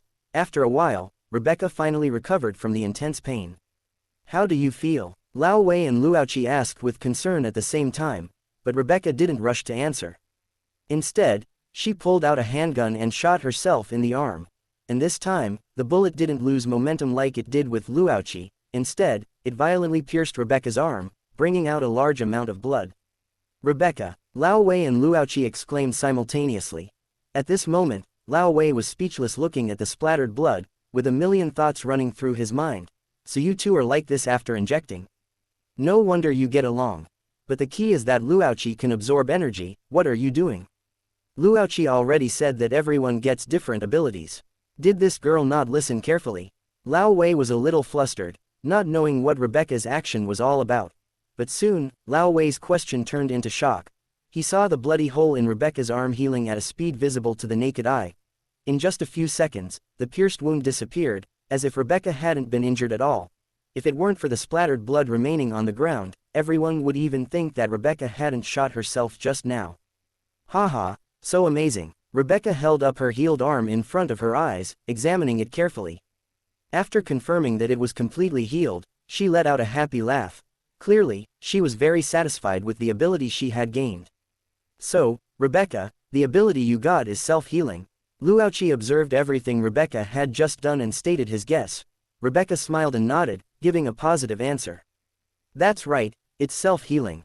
Good ability." Luoqi was still very happy that Rebecca could gain such an ability. Although it wasn't an ability that directly increased combat power, it was very suitable for Rebecca. Rebecca's usual fighting style was quite wild. She liked strong firepower suppression and was quite bold, easily getting into dangerous situations, and Rebecca clearly didn't like fighting while wearing heavy protection. This self-healing ability perfectly matched Rebecca's fighting style. From now on, she could move more recklessly on the battlefield. Judging by Rebecca's self-healing speed just now, even the old Rebecca, after being hit by Atom Smasher, would probably be able to get back up again soon. Not to mention that the current Rebecca has also been injected with the Super Soldier Serum. Atom Smashers, righteous, descent can no longer threaten Rebecca. Chapter 83 Whole Foods Factory. Rebecca gained good abilities, and Luoqi gained even stronger abilities. Seeing that both of them had gained powerful abilities through Compound 5, Jack was also eager to try. Lao Wei looked at Jack's expectant look, smiled, and quickly began to refine the next batch of Compound 5. At this moment, Luoqi found that David's eyes on the side were also full of longing. Since following Rebecca into the laboratory, David had been staying by the side, silently being a transparent person. He knew that his level was not enough, so he naturally did not dare to say much. But the scene where Luoqi was not harmed by the bullet spray and the scene where Rebecca's injured arm quickly recovered were all seen by David. This kind of miraculous ability, for David at this age, the lethality is self-evident. David also longed to gain such abilities. Seeing that David had his thoughts written all over his face, Luoqi immediately walked up to him, patted his shoulder, and said with a smile. "What, you want to share too?" Yes, can I?" David did not hide it when he saw Luoqi asking, but what made David slightly disappointed was that Luoqi shook his head. "You can't do it yet, you can't bear this medicine. Wait until later, I will arrange it for you. I heard Jack say that you have performed well these past few days. Keep up the good work, you will have these things in the future." Now David has not injected the Super Soldier Serum, so he naturally cannot bear the effects of Compound 5. And Luoqi was not in a hurry to inject David with the Soldier Serum. Now David can participate in the tasks of the Special Operations Team with the Sandevistan. Luoqi does not want David to gain powerful strength all at once. Luoqi hopes that David can progress steadily. After all, David is not like them, who were originally mercenaries. He still has a lot to learn. Luoqi plans to let him finish learning the basic things before increasing the intensity. When David truly integrates into the team, Luoqi will naturally not be stingy with him. Jack also thought the same, and even required David to undergo basic physical training, and David was also very cooperative with this. "I will work hard." David nodded vigorously. Luoqi looked at David's determined expression and couldn't help but smile slightly. At this moment, Luoqi seemed to suddenly remember something and asked, "By the way, David, didn't you say that your mother lost her job? There happens to be a vacancy in the factory. I can arrange for her to be a supervisor there." David had mentioned his mother to Luoqi, and Luoqi naturally knew that Gloria had lost her job. Although David is now independent and can support the family, he no longer needs her to pay high tuition fees. But with Gloria's personality, I believe she will not let herself be idle, and will probably look for another job. It's just that good jobs are not so easy to find now. With the idea of helping if he can, Luauchi mentioned this to David. Although Gloria does not have any special skills, David is considered one of their own. Taking Gloria into the company can be considered building a good relationship. As for whether Gloria will betray the company, Luauchi is not worried. Not to mention Lysandra's supervision, the petty theft she used to do was only because she had to pay for David's tuition and was forced to do so. Gloria's nature is actually not bad, and now David doesn't need her care. I believe she will understand what she should do. Thank you, Mr. L. I will tell my mother. I believe she will be very happy to accept this job. David agreed immediately. Luauchi has helped David so much, and now David has a strong sense of identity with Ascension Technology. David will naturally be happy that Gloria can work at Ascension Technology. The short interlude during the wait was soon over, and Jack also injected Compound 5 with the help of Lao Wei. What made Jack greatly regretful was that he did not awaken any special abilities. Compound 5's enhancement of Jack was simply physical enhancement, giving him stronger physical fitness, as if he had injected another dose of Super Soldier Serum. The specific performance is similar to Queen Maeve in Black Noir, or rather, Wolf Girl, who had her self-healing ability cut off. It is simply that the physical strength is far beyond human, with powerful strength and defense. Although there is nothing special about it, it does not mean that it is weak.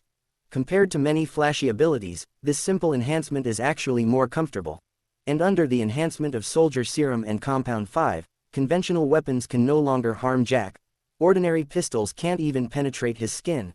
And Jack is also very satisfied with this. Although it is not flashy, it just fits Jack's personality.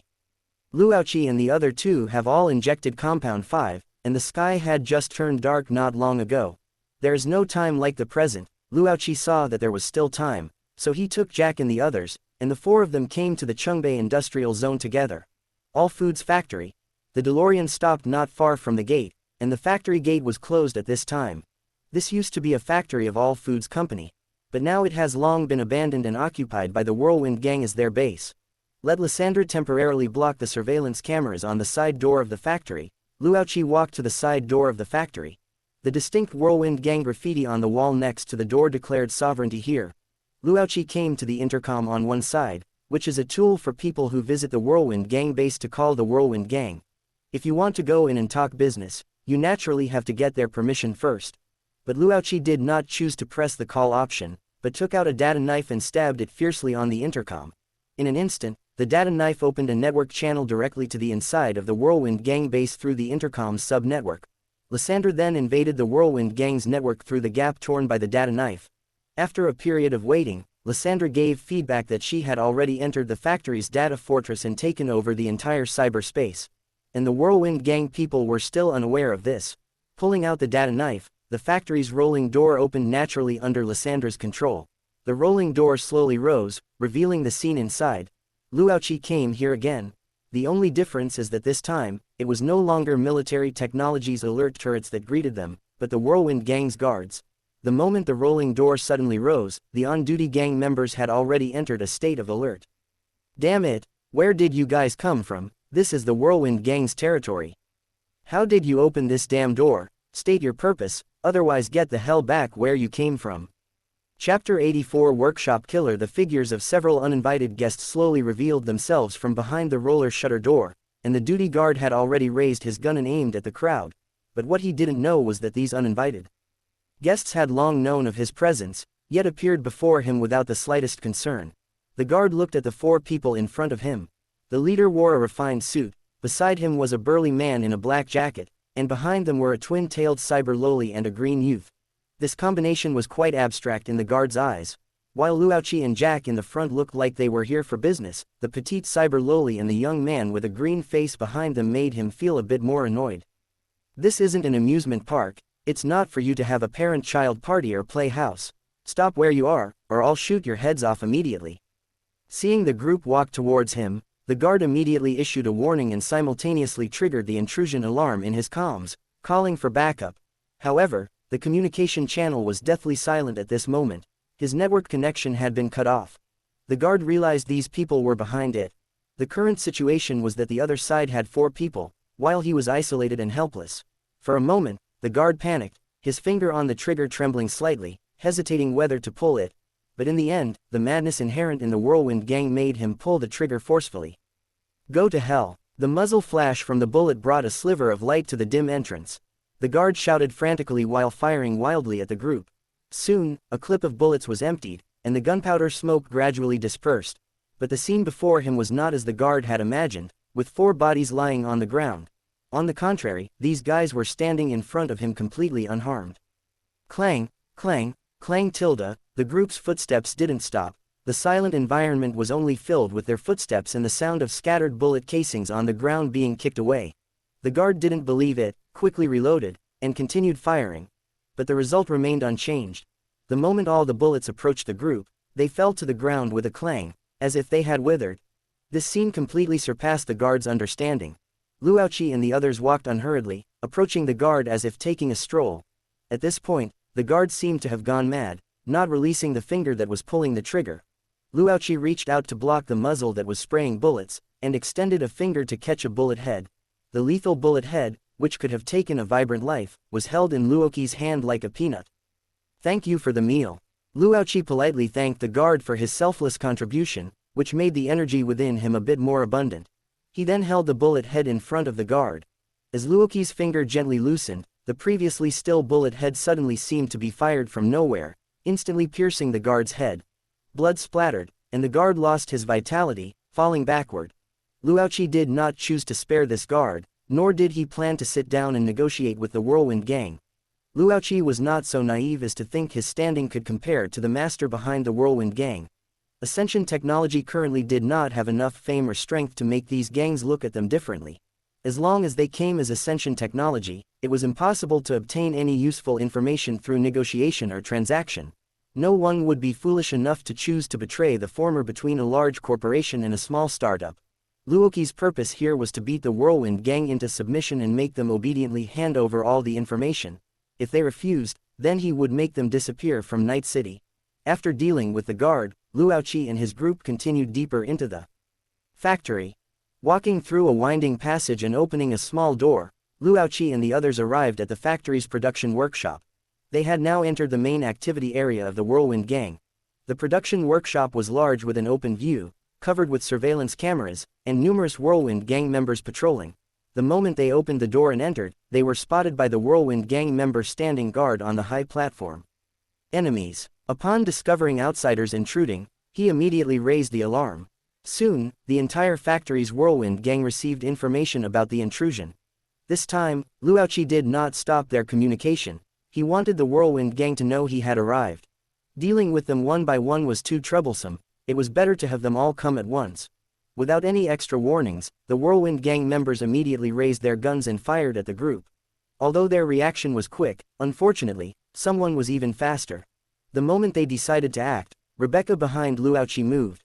She darted out at high speed, easily reaching the second floor of the workshop with 2 jumps, drawing her gun and taking care of the nearby enemies. The remaining Whirlwind Gang members saw this and quickly turned their guns, aiming at Rebecca. But Rebecca used her pilot mobility gear, moving rapidly throughout the entire workshop. Sometimes wall running, sometimes sliding, combined with the flexibility of air turns with double jumps, and her petite build, made it impossible for the numerous Whirlwind Gang members to even touch her. Rebecca was like a grim reaper, constantly harvesting the lives of the Whirlwind Gang members. Meanwhile, seeing Rebecca attract all the firepower, David was not to be outdone. Activating his Sandevistan, he picked up his weapon and began clearing out the remaining enemies on the ground. Although his efficiency wasn't high, with the help of the Sandevistan, David was still able to get a few kills. What is this monster? We can't even hit her. Soon, under Rebecca's harvesting, the enemies in the entire workshop were basically wiped out. At this point, they finally felt fear towards this being who flew around in the air, killing them while twisting and turning. And in the room accessed by the workshop elevator, the Whirlwind Gang leader, Brick, was watching the scene on the surveillance feed with an angry expression. What the hell is going on? Can someone tell me? A group of people suddenly broke into the factory and started a massacre in the workshop, and they were helpless, which infuriated him. At this time, the analyzer had already identified Luoqi and the others. They were from Ascension Technology. Quick, contact military technology for me, I need backup, otherwise our people will be all killed by her. Recently, he had indeed taken on a job from military technology, to steal the formula for Ascension Technology's stimulant. But he hadn't expected this fledgling small company to have such armed force, and even find their way to the Whirlwind Gang. This was a fighting style he had never seen before. The Whirlwind Gang hacker, immersed in cyberspace, received the order and immediately initiated communication with the person in charge at military technology, but he was horrified to find that all external network connections were blocked. He couldn't send any signal at all. Ahead, access denied. In cyberspace, Lyssandra's colossal form blotted out the sky, like a god controlling everything in the world, looking down on the tiny hacker and issuing a merciless announcement to him. Chapter 85 Negotiation. Luochi naturally wouldn't let the Whirlwind Gang connect with the outside world. Lysandra had already taken over the network, so now the Whirlwind Gang in the factory was like turtles in a jar. The Whirlwind Gang hacker watched Lysandra's godlike posture, feeling as if his life was merely in her hands. Boss, we might not be able to contact the outside. Our network has been blocked. He reported their situation to Brick, trembling slightly. But the next second, just as the hacker finished speaking, a strong flash of fire erupted from the back of his head. His brain was mercilessly burned by Lysandra. What? Go to hell. Looking at the lifeless hacker, Brick was furious but also helpless. Without the support of military technology, he was already considering retreating. What Brick didn't expect was that even if military technology knew Luochi and the others had broken into the Whirlwind Gang's territory, they wouldn't help him at all. Instead, they would distance themselves as quickly as possible. Once Arasaka obtained conclusive evidence of them targeting Ascension Technology, Arasaka would have another bargaining chip and excuse. This was something military technology didn't want to see. Otherwise, they wouldn't have chosen to hire gangs like the Whirlwind Gang to do the job instead of deploying their own elite troops and agents. The fate of the Whirlwind Gang being abandoned was sealed from the start. While Brick hesitated, Rebecca had already cleared out all the enemies in the workshop. Buzz tilde, the buzzing sound of space tearing rang out, and a rift from the void appeared before Brick. Before Brick could understand what was happening, he saw Luochi and the others emerge from the rift. Looking at the three people in front of him, Brick's expression turned ugly. Fighting now wasn't an option, nor was escaping. It seemed he was truly stuck here this time. At this moment, Luochi was also observing Brick but didn't speak. After waiting for 2 seconds, the elevator doors behind them slowly opened. Just as the elevator doors opened wide enough for a person to pass through, a phantom figure flashed past. Then, an extra person appeared behind Luochi. It was David, whom Luochi had mercilessly refused to let step into the phase rift. Seeing David arrive, Luochi's attention turned back to Brick. You should know who we are, right? Do I need to introduce ourselves again? As for why I came looking for you, I believe you should have some self-awareness. Luochi's calm voice rang in Brick's ears. The nonchalant and flat tone, like a superior questioning a subordinate, made him somewhat annoyed. After all, he was the leader of the Whirlwind Gang, leading numerous gang members. Yet now he was being questioned face to face by someone from a small company. But now he had to control his emotions. The scene of Rebecca's frenzied slaughter in the workshop had left a deep impression on him. And the tragic death of the hacker nearby was also reminding him that the other side had a top-tier hacker hidden in the shadows. Brick had no confidence whatsoever in fighting the people in front of him. If he could gather all the Whirlwind Gang members, he might not fear him. The gang members' powerful firepower would mercilessly engulf them. But the problem was precisely this: he didn't have more support. There were still many people in other areas of the factory, but they wouldn't make a qualitative difference, and Brick didn't plan to send them to their deaths. After calming his complex emotions, Brick finally spoke. People from Ascension Technology, the recent big name in Night City. Of course I know. I admit I recently took on a job concerning you, but you should also understand the rules of the underground. We only take money and do the job. This is just about business, not targeting you. Brick spread his hands, explaining the stakes to Luochi. Of course I know you weren't targeting Ascension Technology. I came from a mercenary background myself. Otherwise, do you think we'd still be talking nicely here? But that doesn't mean I can tolerate you plotting against my factory and formula. I need an explanation. Then what do you plan to do? Our people just scouted your factory and haven't carried out the operation yet. You haven't suffered any losses at all. On the contrary, you broke into our territory and killed so many of our brothers. Hearing Luochi demand an explanation, The suppressed anger in Brick's heart flared up again, and he said through clenched teeth, "These people suddenly broke in and started killing." If he had already stolen the stimulant formula and they were retaliating, he could perhaps accept it, but he hadn't gotten anything yet. That damn stimulant factory was completely airtight, with Arasaka sentry turrets defending everywhere, especially the cyberspace defenses, which were impenetrable. Up until now, they hadn't gained anything, and instead lost a large number of members today. How could this not make him angry? But in the end, he calmed down. After all, whoever has the bigger fist is right. This is an eternal truth in Night City. In the current situation, he could only accept his bad luck. "I will turn down this commission. From now on, I won't act against your company. This matter is settled. If you still have an issue, then be prepared for an all-out war with the Whirlwind Gang." Brick made his biggest concession. His gaze also turned fierce, staring intently at Luauchi. If he planned to utter a single "no," Brick would prove that he wasn't without spirit. He would let Ascension Technology know the consequences of angering the Whirlwind Gang. No one would want to be targeted by the notorious lunatics of Night City. Chapter 86. Neon. Luauchi looked at Brick's resolute expression, his own face showing no change. He knew Brick was still unconvinced. Although Luauchi had come to the All Foods factory and fought his way to Brick, the lost Whirlwind Gang members were only a small portion of the gang.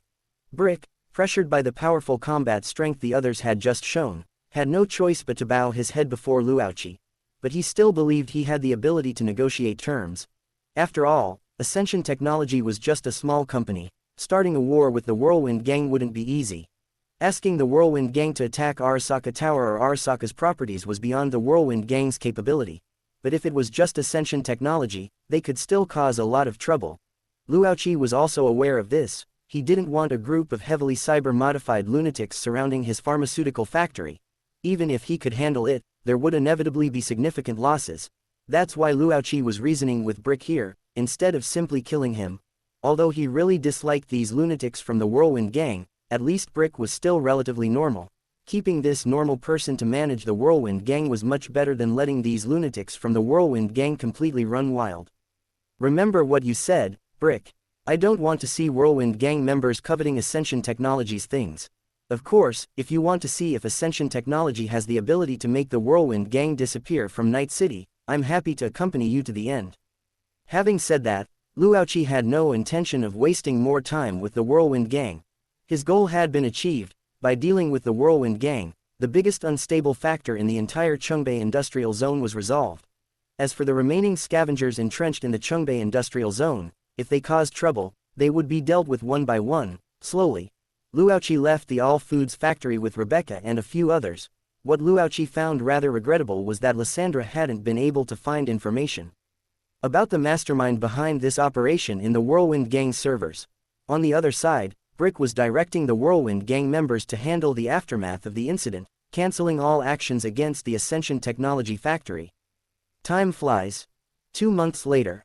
After the Whirlwind Gang incident, major corporations' inquiries into Ascension Technology seemed to become more secretive. And Ascension Technology also developed steadily during these 2 months. Municipal Center. Night. In a corner of an underground parking garage, John was sitting in a car, constantly looking around, seemingly waiting for someone. It was late at night, and the entire underground parking garage was very quiet. The lights overhead couldn't illuminate the entire garage, and the environment in the corners was slightly dim. One could vaguely see that John was still wearing a proper suit, seemingly having just gotten off work, and the work badge he had thrown on the passenger seat also indicated John's identity. Open black lens bracket. Ascension Technology close black lens bracket open black lens bracket John Derrick close black lens bracket open black lens bracket Logistics and Support Department, Transport Team Leader close black lens bracket. At this moment, John had his hands on the steering wheel, tapping his fingers lightly without rhythm, looking a little nervous. After a while, faint footsteps were heard in the garage, and another suit man appeared in the garage. The suit man slowly approached John's car. John confirmed the identity of the person and rolled down the window. "Found anything?" the suit man asked John. John didn't answer verbally. Instead, he took out a data chip and handed it to the suit man. The suit man glanced at the chip, and seeing that John wasn't speaking, noticed his nervousness. "You seem a bit nervous. This place is under our surveillance, there's no one else here now, and it's not your first time meeting here." The suit man raised an eyebrow slightly. As an experienced agent, John had even carried out undercover missions at Arasaka. By rights, he shouldn't be showing such nervousness.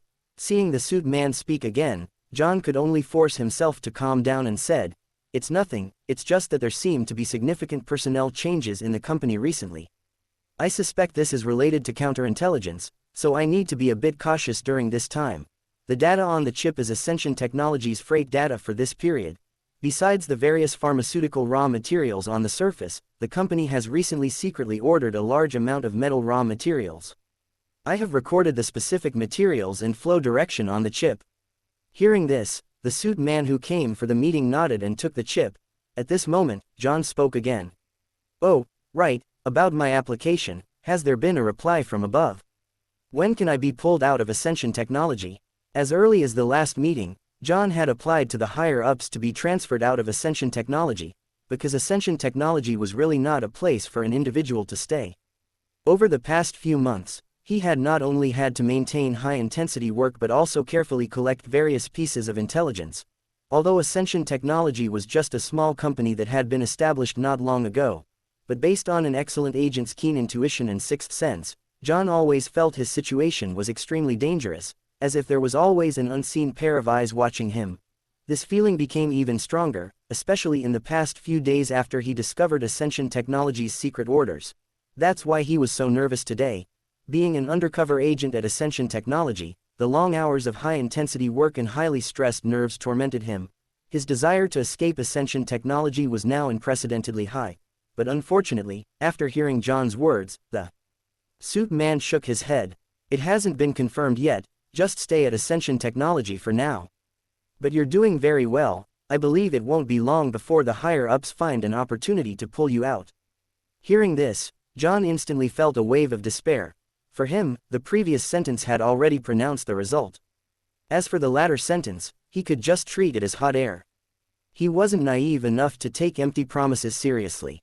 Although he had mentally prepared himself that the company definitely wouldn't give up an undercover agent who had painstakingly infiltrated for so long and could obtain stable intelligence.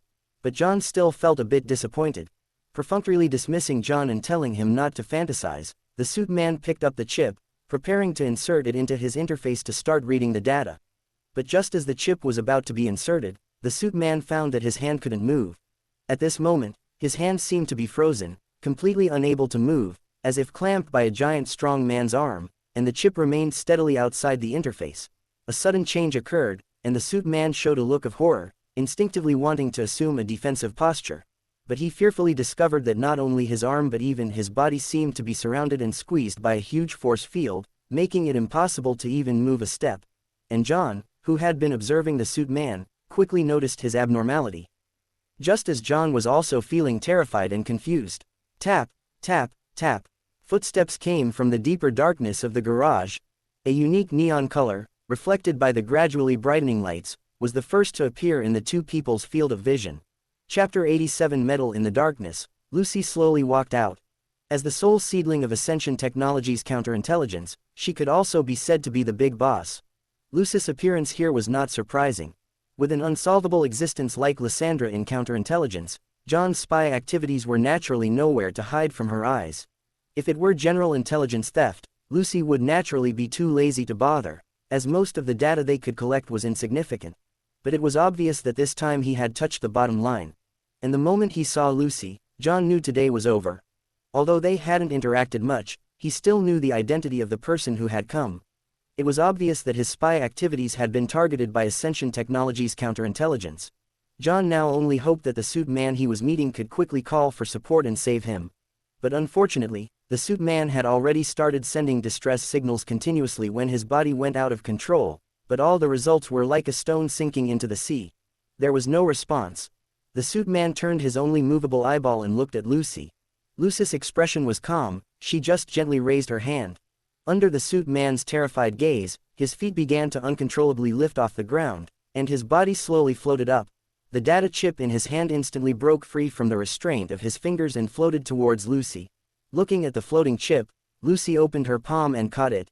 Having retrieved the data chip and ensured that the data had not been leaked, Lucy gently waved her small hand, and the suit man, who was originally floating in midair, was suddenly like being struck by a speeding truck, flying back violently and crashing straight into the garage pillar. Blood uncontrollably flowed from the suit man's mouth, but he still hadn't regained control of his body, instead sticking tightly to the middle of the pillar. At this moment, the suit man felt the pain of broken bones throughout his body, but he couldn't afford to feel it, nor did he have the ability to roar. Now, only fear and shock were in his mind. This was an attack method he had never seen before, strange and terrifying, completely beyond his comprehension.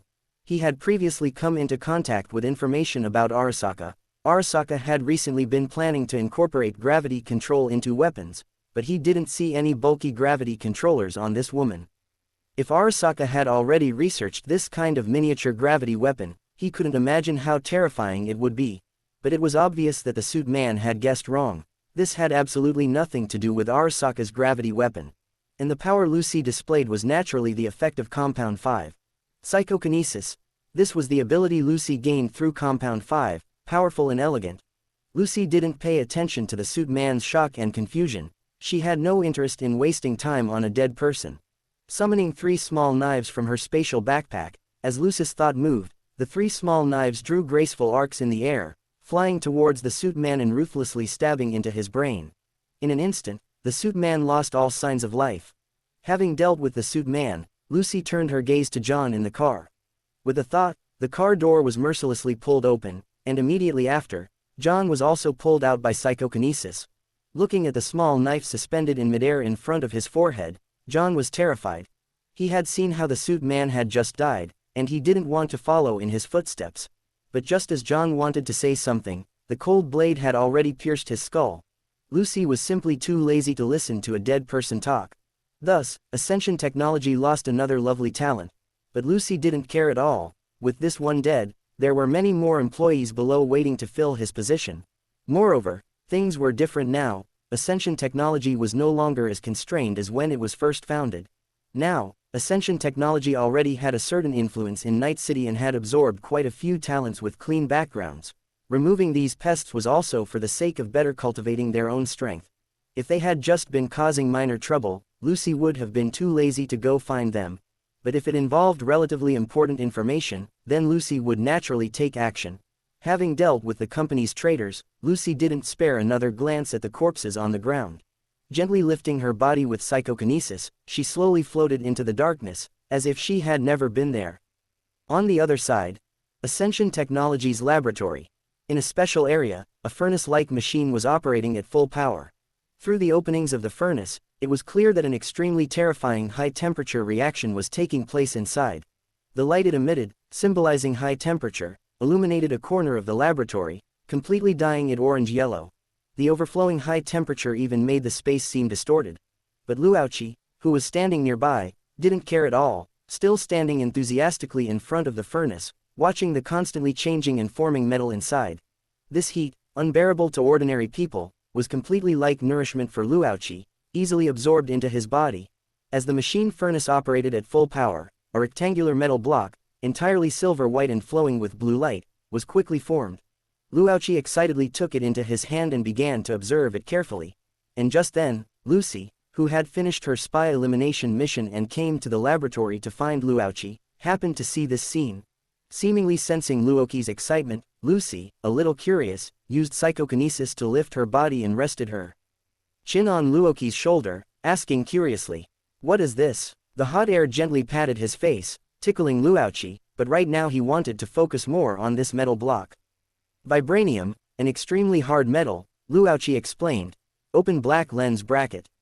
Vibranium and adamantium alloy combo pack close black lens bracket open black lens bracket vibranium, a metal material from the Marvel Universe, originating from rare natural meteorites, possessing extremely high hardness and the property of absorbing sound waves and kinetic energy. Adamantium alloy, an alloy material from the Marvel Universe, the hardest known metal on Earth in the Marvel Universe, nearly indestructible and unchangeable once formed. Vibranium and adamantium alloy are both extremely powerful metal raw materials. Items can be modified using this metal at a workbench to upgrade them into corresponding metal products. Close black lens bracket open black lens bracket. Price adjustment. Bundle special -30%, world adjustment +10% close black lens bracket open black lens bracket item module. 160,000 euros alloy ingot close black lens bracket open black lens bracket furnace recipe expansion module. 1,600,000 euros close black lens bracket Chapter 88 Rescue is an important metal in the Marvel Universe. Vibranium can be said to have a wide range of uses. Especially its strong hardness and kinetic energy absorption properties make it the best metal material for making defensive equipment. And adamantium alloy, not to mention, its hardness is even above vibranium, and it can be used to make weapons that are indestructible. Now with these two metals, the equipment and weapons produced by Luauchi will be terrifyingly enhanced. Luauchi held the vibranium ingot in his hand and came to the workbench. Put it into the workbench and select the recipe. Soon the vibranium ingot was decomposed into 9 vibranium particles. High-strength metals like vibranium are often extremely difficult to process. Especially adamantium alloy, once shaped, it cannot be deformed again. But fortunately, with the help of the workbench, Luauchi can not only decompose and synthesize these metals but also use them to upgrade and craft items. Put a portion of the vibranium ingot into the furnace, add other metal raw materials, and the furnace began to smelt adamantium alloy according to the recipe. Originally, it would have been enough to have either vibranium or adamantium alloy. But the frustrating thing is that vibranium, as a natural meteorite metal material, comes with a 20% world correction price debuff in the module. Although adamantium alloy doesn't have this problem, its raw materials require vibranium. In desperation, Luauchi simply paid extra to buy a combination pack of the two metals. One is mainly for defense, and the other is mainly for offense, so it's not a waste. Top-grade metal materials are not that easy to produce, and waiting for the adamantium alloy to be smelted is another very long process. Where's Lao Wei? Seeing Luauchi start waiting again, Lucy, who had been by Luoki's side, asked when she didn't see Lao Wei in the lab, and Luauchi just smiled and shook his head. Lao Wei doesn't have the habit of staying up late. That's true. Hearing Luauchi say this, Lucy's hand naturally wrapped around Luoki's neck. Knowing that no one would disturb them, Lucy immediately became more proactive. Since Ascension Technology was founded, whether it was Luauchi, Lucy, or Rebecca, they all became busy. In addition, they were on shifts, so Lucy naturally had to seize the few opportunities available. Of course, Luauchi wouldn't refuse Lucy's intentions, especially since Lucy injected the Super Soldier Serum and Compound 5 and awakened her telekinetic abilities. Their life together became exceptionally exciting. Meanwhile, Santo Domingo. David in the apartment was staring blankly at the scenery outside the window. Moonlight streamed in through the window, shining on David and highlighting the clear outline of his muscles.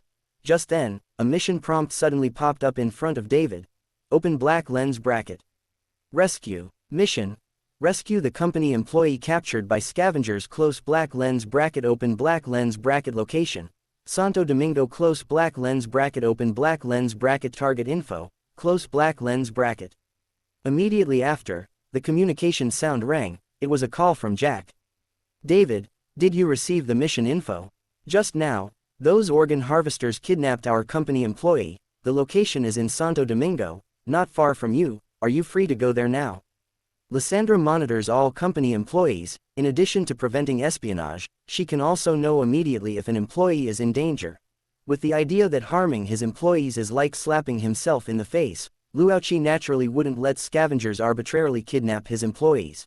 As the saying goes, strike one blow to avoid 100. As long as it's a gang or scavenger that messes with Ascension Technology, he won't let them off. So as long as a gang or scavenger targets his employees, Lysandra will immediately notify the few people in the Special Operations Department. Even if they don't have time for the rescue, they will contact a middleman in Night City to post a commission and have a freelance mercenary help the company handle it. As for why not directly buy trauma team membership services for the employees under him? Ascension Technology is not that wealthy yet, and even if it were, he wouldn't want the trauma team people to profit from it. Yeah, I saw it. I'll go now. Can you handle it yourself? No problem, it's just a group of scavengers, I'm confident. Then I'll leave it to you. Hanging up the communication, a slight smile appeared on David's face. The current David is like a completely different person compared to 2 months ago. Facts have proven that Luoki's judgment was correct. David is indeed exceptionally talented. Under Jack's guidance, David progressed rapidly and gained Luoki's recognition. The current David has been enhanced by the Super Soldier Serum and has undergone multiple cybernetic modifications. His strength can be said to have entered the forefront of Night City, becoming someone who can stand on his own. Jack choosing to let David handle this mission alone is the best proof, and this is also why David is happy, his strength has been recognized. Scavengers again. When will these guys disappear from Night City? David muttered to himself. Rescuing people from the hands of scavengers is still not difficult for him now. Furthermore, David has a special hatred for scavengers. It was a scavenger who tricked him back then, causing him to almost lose his mother. So, to eliminate scavengers, David naturally appeared exceptionally eager.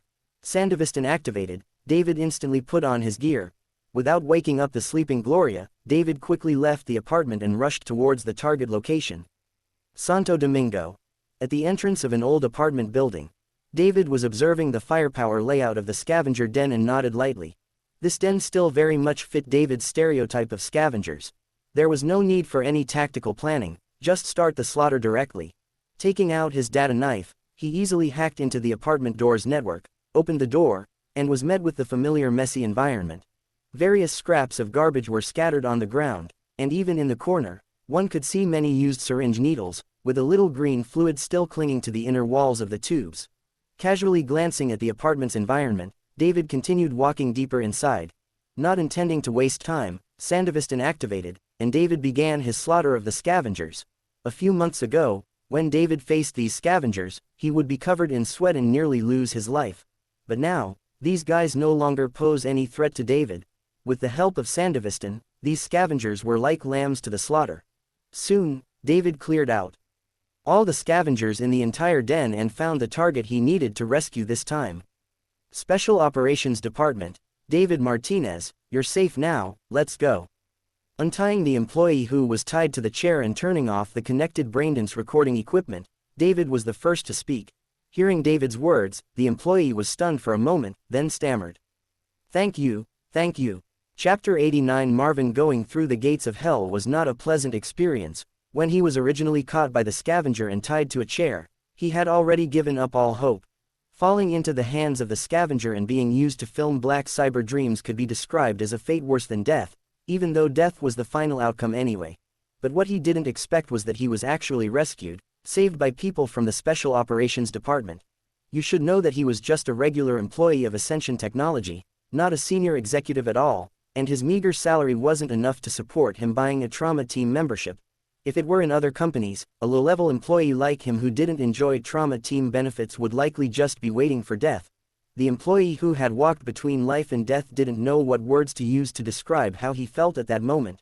He could only stammer out his thanks, but David smiled slightly. No need to thank me, this was the company's arrangement. Keep up the good work in the future. I will, I definitely will, the employee quickly said. There are many ways to win people over, and saving a life often has a very good effect. While it might not make people so moved that they give their all for the company, it can still increase their sense of belonging and motivate them to work harder. Having completed the mission, David led the employee out of the apartment. On the way back, Jack had already learned of the mission's success through Lysandra and called again. All right, David, you're so efficient. Is that guy okay? That guy is fine, he wasn't injured. I hope he can come to work on time tomorrow. That's good, you worked hard.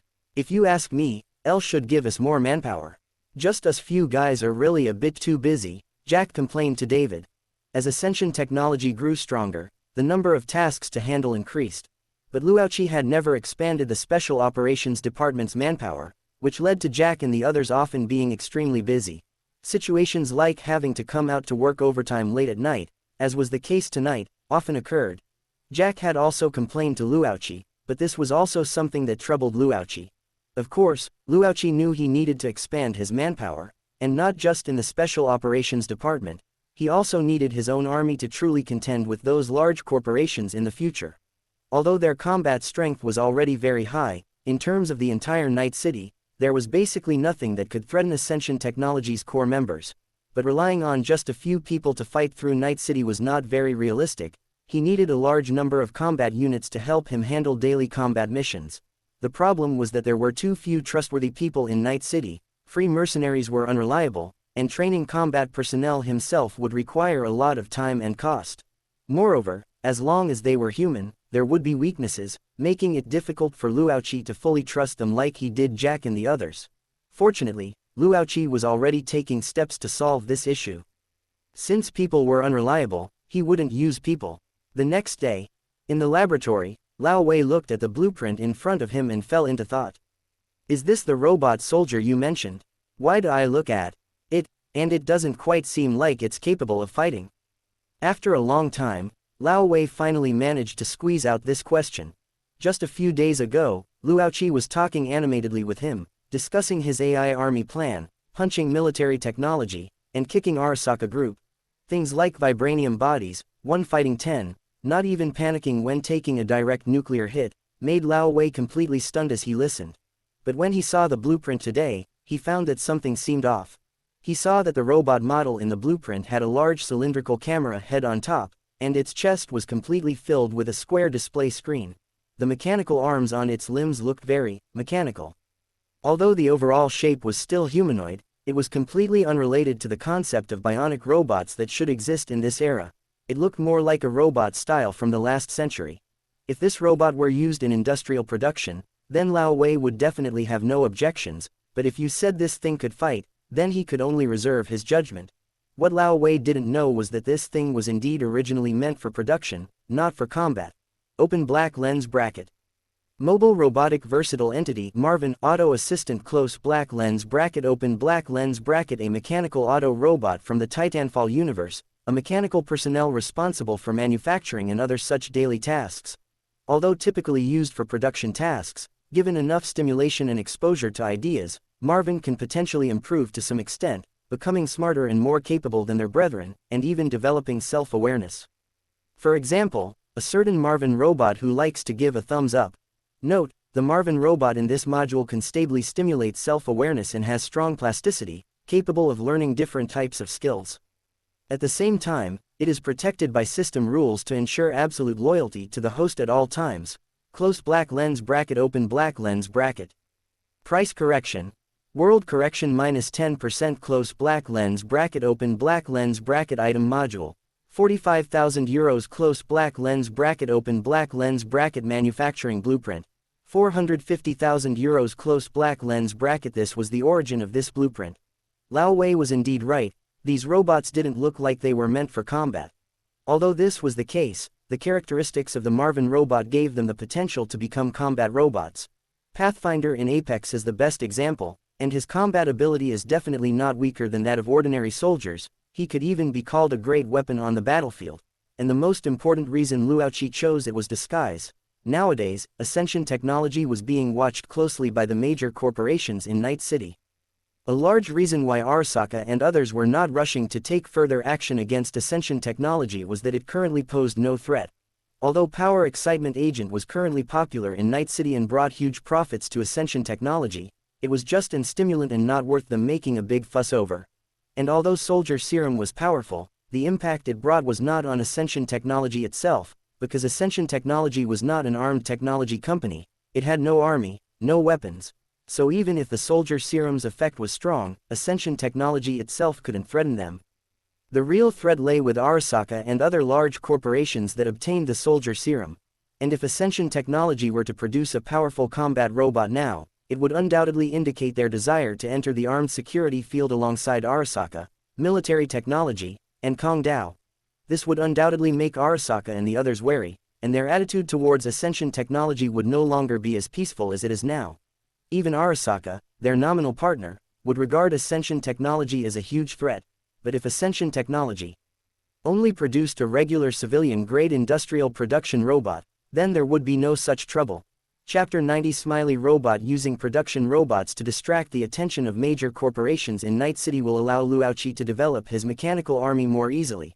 This is why Luoqi didn't choose the Ghost Robot, a highly upgraded version of the Marvin robot that is better suited for combat, nor did he choose other more powerful combat robots. Lao Wei, don't think this thing doesn't look much like a combat robot, but as long as you train it in combat skills, it can shine on the battlefield. Moreover, this type of robot can not only be used for combat but also put into production. You'll know once you build it, Luoqi explained with a smile when he saw that Lao Wei didn't have much confidence in the Marvin robot. Just like the multifunctional entity in its name, Marvin robots can be competent in various scenarios. They can genuinely be used for production, not just for disguise. Whether it's for mass production of weapons and equipment, transporting goods, or even basic construction, Marvin is a good hand. For such a robot that can act as a worker and also pick up a gun and transform into a combat unit at any time, Luoqi couldn't find a reason to refuse. Hearing Luoqi's words, Lao Wei couldn't say much more and could only start manufacturing the first Marvin robot with some doubt. And the entire manufacturing process was not complicated. Blueprints purchased from the system could be synthesized into constituent parts through the workbench, saving a lot of time. By selecting the recipe for the part in the workbench and adding materials, the corresponding part could be manufactured. And when adding materials, Luoqi chose vibranium as the main material. Since it was the first robot, Luoqi generously chose to build it entirely out of vibranium, making it truly indestructible. As for future Marvin robots, just mixing in some vibranium particles would be enough. If all of them were built to the specifications of the first one, then Ascension Technology could basically declare bankruptcy. Although the manufacturing process had been greatly simplified, the process of building the robot was still very long, affected by the output of vibranium and the speed at which the workbench processed vibranium. It wasn't until the next day that Luoqi and Lao Wei fully assembled this robot. In the laboratory, a brand new Marvin robot was thus born. To satisfy his own interest, Luoqi specifically painted this first robot blue. In addition, Luoqi also installed a grappling hook component on its arm, and a space-folding storage device for storing equipment and weapons was naturally indispensable. With the help of Power Excitement Agent, the now wealthy Luoqi had long since purchased mass-producible storage equipment. When deployed on Marvin robots, they would usually be harmless production robots, but when combat missions were needed, they could immediately fully arm themselves with equipment stored in the storage space. Looking at the robot waiting to be started, Luoqi pressed the start button. This robot was started for the first time. The camera head lifted, and the screen on its chest lit up, but there was no further action. At this moment, the robot looked not very intelligent. Having not yet awakened self-awareness, it was currently just an ordinary robot waiting to execute set commands, not yet considered a mechanical life form.